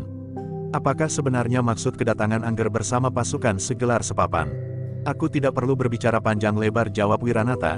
Dengan singkat aku katakan, bahwa kami ingin membakar padepokan Kenanga bersama semua isinya, termasuk gadis yang diperebutkan itu. Kalian telah menghina kami, sehingga tidak ada lagi ampun bagi kalian. Kami, para penghuni padepokan ini sama sekali tidak merasa bersalah. Apalagi untuk menerima hukuman seberat itu, jawab Ki Selabajra. Sudahlah, potong Marwantaka, jangan merajuk. Segalanya sudah terlanjur. Aku datang untuk menghapus sama sekali padepokan yang telah dengan sombong memberikan kenangan sangat pahit kepadaku. Dan sebagai imbalan dari pengkhianatan kalian, maka telah hadir pula di sini seseorang yang memiliki nama yang tidak ada bandingnya. Wajah Ki Selabajra menegang. Kalian telah berkhianat atas kesediaan kalian bekerja bersama dengan Ki Dukut Pakering. Pengkhianatan itu harus dihukum. Nah, kecuali kami berdua, telah hadir pula di sini Ki Dukut Pakering. Karena itu, jangan membuat diri kalian sendiri menjadi bertambah sulit dengan perlawanan yang tidak berarti. Keterangan itu benar-benar mengejutkan Ki Selabajra, sehingga karena itu, maka di luar sadarnya ia mengulangi, Ki Dukut Pakering. Ya, Ki Dukut Pakering akan menghukum kalian, geram Wiranata. Ki Selabajra benar-benar menjadi tegang. Namun dalam pada itu ternyata Mahisa Agni, Witantra serta Mahisa Bungalan pun mendengar pula nama itu disebut. Karena itu, di luar sadar mereka telah bergeser mendekati Ki Selabajra untuk mendengarkan pembicaraan berikutnya. Karena Ki Selabajra tidak segera menyahut, maka Wiranata pun berkata seterusnya, semuanya sudah terlambat. Juga seandainya kau berikan anak gadismu itu kepadaku, aku tidak akan dapat menerimanya dan menukarnya dengan keselamatanmu. Yang akan terjadi kemudian sudah jelas, kalian akan dibantai di halaman padepokan kalian sendiri, sementara padepokan ini akan hancur menjadi karang abang. Ki Selabajra yang termangu-mangu itu akhirnya tidak dapat menolak kenyataan yang dihadapinya. Biarpun Ki Dukut Pakering itu datang, namun ia tidak akan ingkar akan kewajibannya sebagai pemimpin padepokan kecil itu. Karena itu, maka katanya, bukan maksud kami untuk menumpahkan darah. Baik itu para cantrik di padepokan ini, maupun darah kalian semuanya, tetapi jika kami disudutkan pada keadaan yang tanpa pilihan, apa boleh buat? Juga seandainya Ki Dukut benar-benar ada di sini. Aku benar-benar ada di sini, Ki Selabajra berkata seorang tua yang melangkah maju mendekati Regol. Aku tidak berpura-pura lagi.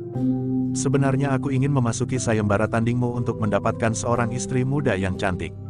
Tetapi menurut keterangan yang aku dengar, anakmu sudah ada yang berhasil mengalahkannya. Nah, karena itu, maka aku lebih baik melakukan rencanaku yang hampir aku lupakan. Menghukum orang-orang yang telah mengkhianati aku, sehingga usahaku membunuh Kasanjati, musuh bebuyutan itu gagal.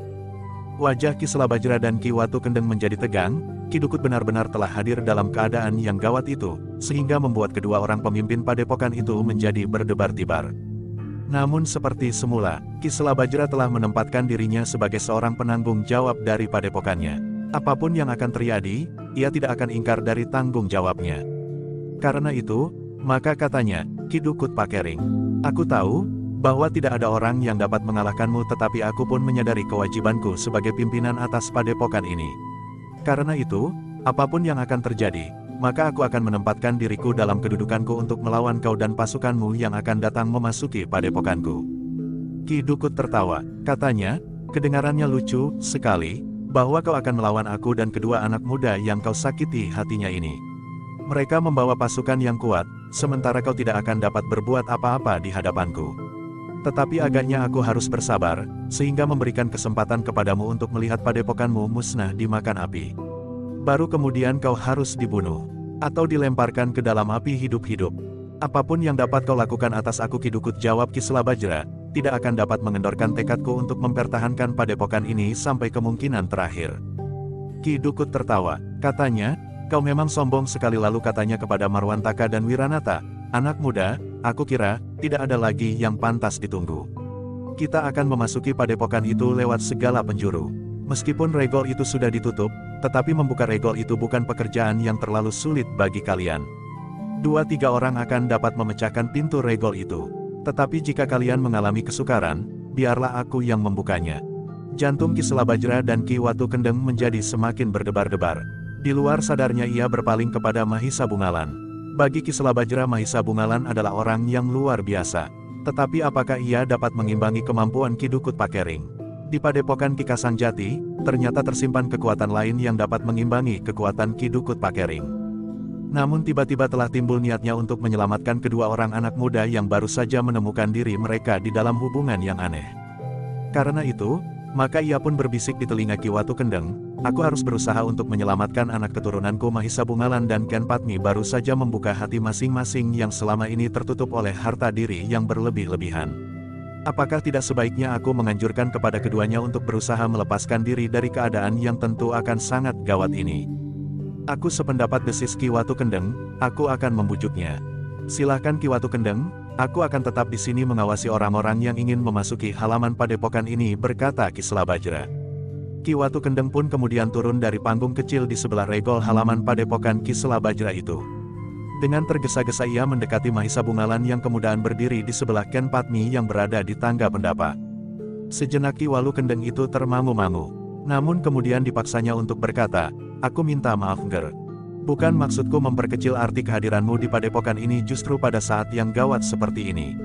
Tetapi Ki Selabajra mempunyai pertimbangan tersendiri. Karena yang datang itu adalah Ki Dukut Pakering, maka Ki Selabajra berpikir bahwa kesempatan untuk dapat melawannya sedikit sekali.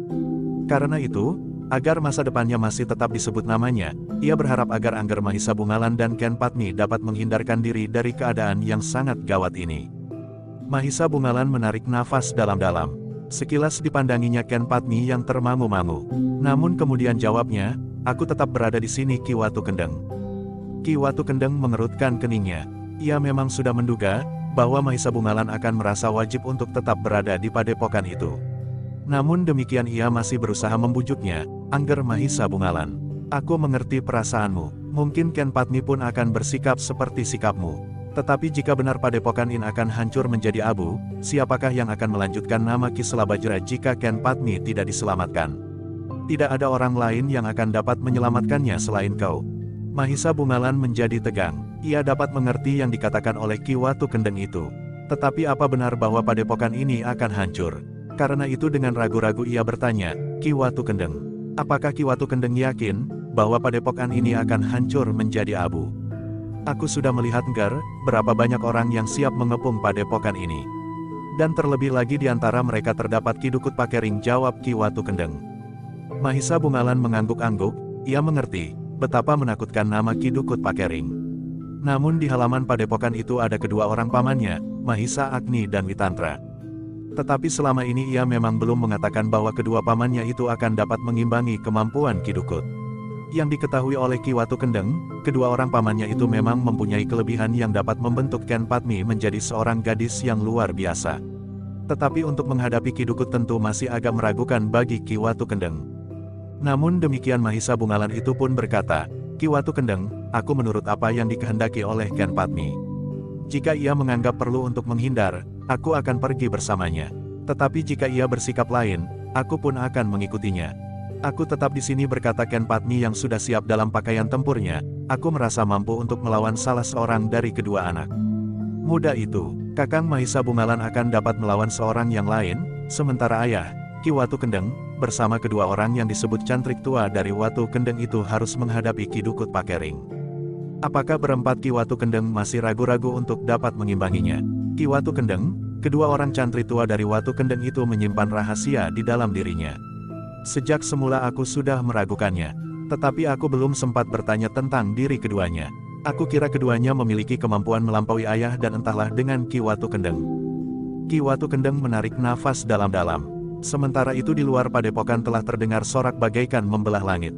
Wiranata dan Marwantaka telah menjatuhkan perintah untuk menyerang padepokan itu. "Cepat ambil keputusan," berkata Ki Watu Kendeng. Sekali lagi terdengar jawab Ken Padmi tegas, "Aku tetap di sini." Dalam keadaan yang semakin gawat, Ki Watu Kendeng tidak dapat membuang waktu terlalu banyak. Ia yakin bahwa Ken Padmi memang tidak akan dapat dipaksa untuk meninggalkan padepokan itu. Sementara Ki Watu Kendeng pun mulai meragukan, apakah jika keduanya keluar dari padepokan itu lewat jalan manapun juga akan menjamin bahwa keduanya tidak akan mengalami bencana. Karena itu, maka Ki Watu Kendeng pun dengan tergesa-gesa telah kembali ke panggung kecil di samping Regol. Ia melihat pasukan yang berada di luar halaman padepokan mulai menebar. Nampaknya mereka tidak memusatkan serangannya pada Regol padepokan, namun mereka berusaha untuk mengepung padepokan itu, agar tidak seorang pun yang dapat meloloskan diri. "Bagaimana?" bertanya Ki Selabajra. "Mereka sudah menentukan sikap. Mereka tidak mau meninggalkan padepokan ini," jawab Ki Watu Kendeng. Ki Selabajra menarik nafas dalam-dalam. Ia pun sudah mengira bahwa keduanya tentu akan tetap tinggal. Sementara itu, Ki Watu Kendeng berkata, "Ki Selabajra, menurut Ken Padmi, kedua orang paman Mahisa Bungalan itu memiliki ilmu yang tinggi. Tetapi apakah ilmunya setingkat dengan Ki Dukut Pakering yang luar biasa itu?" desis Ki Selabajra.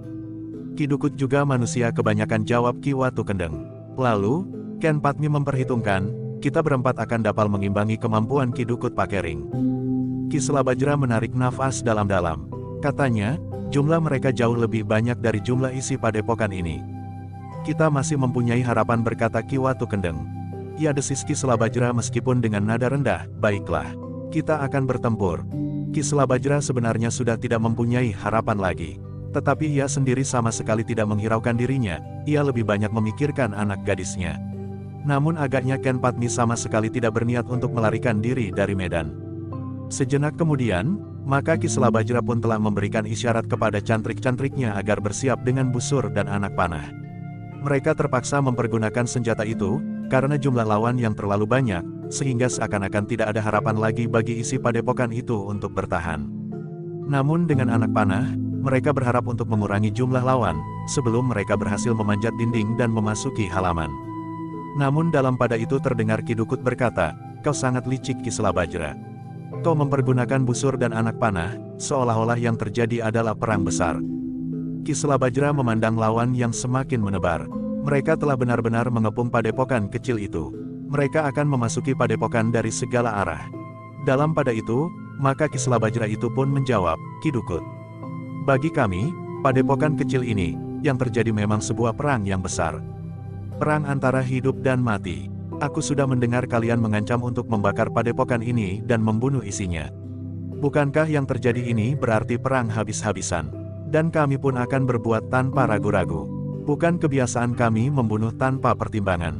Kali ini pun kami mempunyai pertimbangan yang mapan.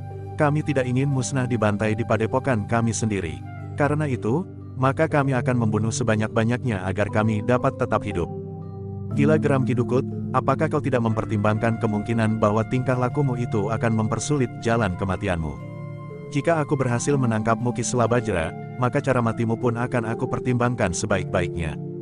Apapun yang akan terjadi, kami ingin menyelamatkan diri. Jika cara satu-satunya adalah membunuh sebanyak-banyaknya, maka apa boleh buat?" jawab Ki Selabajra. Ki Dukut tidak berbicara lagi. Dipandanginya Marwantaka dan Wiranata yang berdiri di sebelah menyebelah. Mereka membawa pasukan masing-masing pada sisi yang berbeda, sementara Ki Dukut masih tetap berada di depan Regol. Ketika pasukan lawan itu menjadi semakin dekat maka Ki Selabajra pun melambaikan tangannya. Para cantrik yang terdekat, yang sudah siap dengan busur dan anak panah, melihat isyarat itu.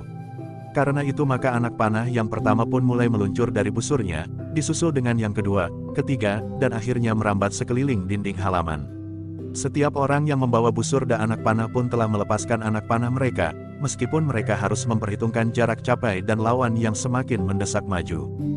Ternyata anak panah itu mempengaruhi orang-orang yang datang menyerang itu.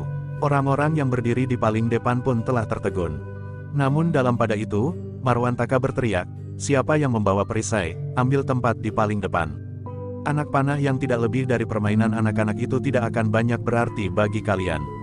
Pedang kalian, tombak dan parang akan dapat menangkis lontaran anak panah mainan itu.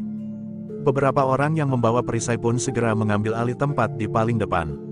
Mereka bergerak mendekati dinding dengan berlindung di belakang perisai. Tetapi perisai mereka itu tidak cukup luas untuk melindungi semua orang dalam pasukan yang menebar itu. Karena itu, maka satu dua orang telah mulai tersentuh oleh anak panah yang terlontar dari busurnya.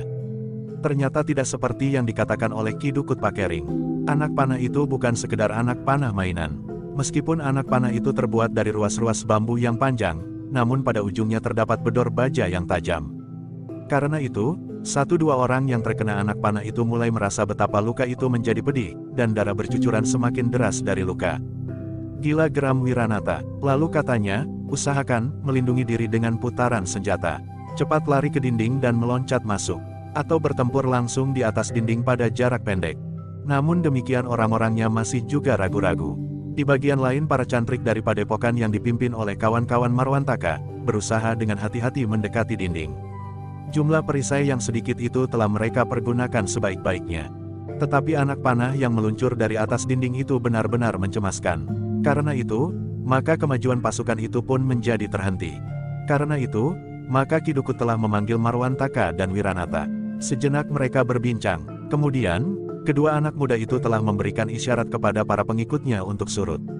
Para pengikut Wiranata yang terdiri dari orang-orang upahan dengan anak buah mereka, dan pengikut Marwantaka yang terdiri dari kawan-kawan yang membawa para cantrik dari padepokan masing-masing, itu pun telah mendapat penjelasan dari kedua anak muda itu. Karena itu, maka tiba-tiba saja mereka telah menghambur berlari-lari ke padukuhan terdekat. "Apa yang akan mereka lakukan?" bertanya Ki Selabajra di dalam hati. "Kita menunggu dengan hati-hati," sahut Ki Watu Kendeng, "mungkin mereka berusaha untuk mengatasi anak panah itu." Karena itu, maka Ki Selabajra pun segera memberikan perintah kepada cantrik-cantriknya, "Sediakan lembing-lembing bambu itu. Kalian akan melontarkan lembing-lembing itu jika anak panah kalian tidak banyak berpengaruh. Mereka tentu bukannya lari, karena masih ada beberapa orang yang mengawasi kita." Para cantrik pun segera mempersiapkan lembing-lembing bambu yang ujungnya pun diberi bedor-bedor yang lebih besar dari bedor anak panah.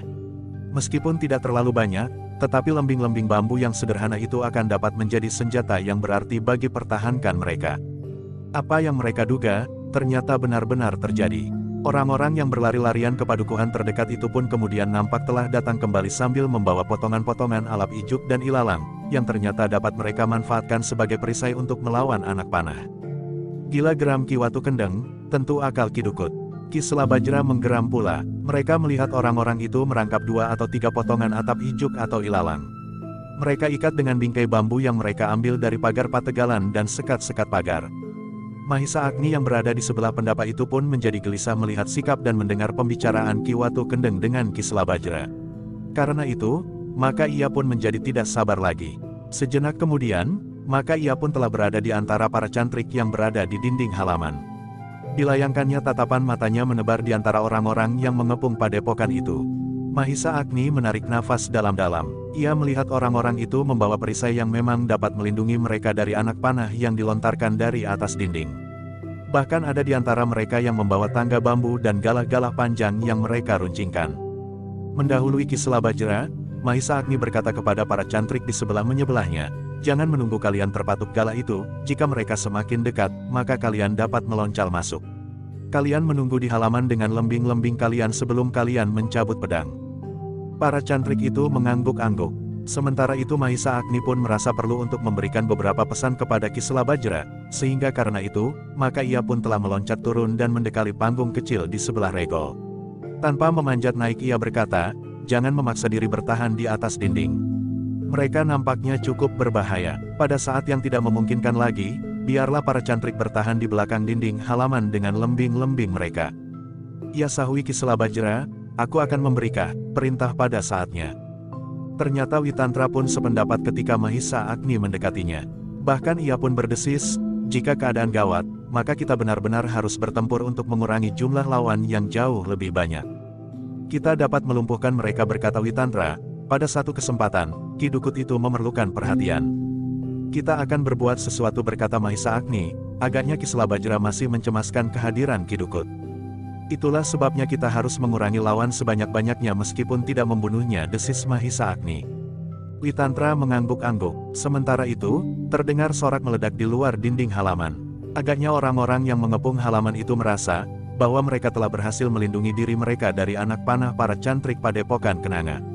Namun seperti Mahisa Agni, maka Witantra pun merasa perlu untuk bertindak lebih tegas menghadapi orang-orang yang menyerang padepokan Kenanga itu, apalagi di antara mereka terdapat Ki Dukut Pakering.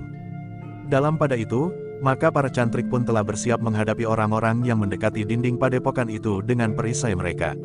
Ijuk dan anyaman ilalang yang mereka rangkap, sementara 2-3 orang sekaligus berlindung di belakangnya. Namun para cantrik itu pun tidak berputus asa. Mahisa Agni dan Witantra yang kemudian berada di antara para cantrik itu pula, telah membantu mereka. Tetapi tidak dengan anak panah dan busur, tetapi dengan lembing-lembing bambu.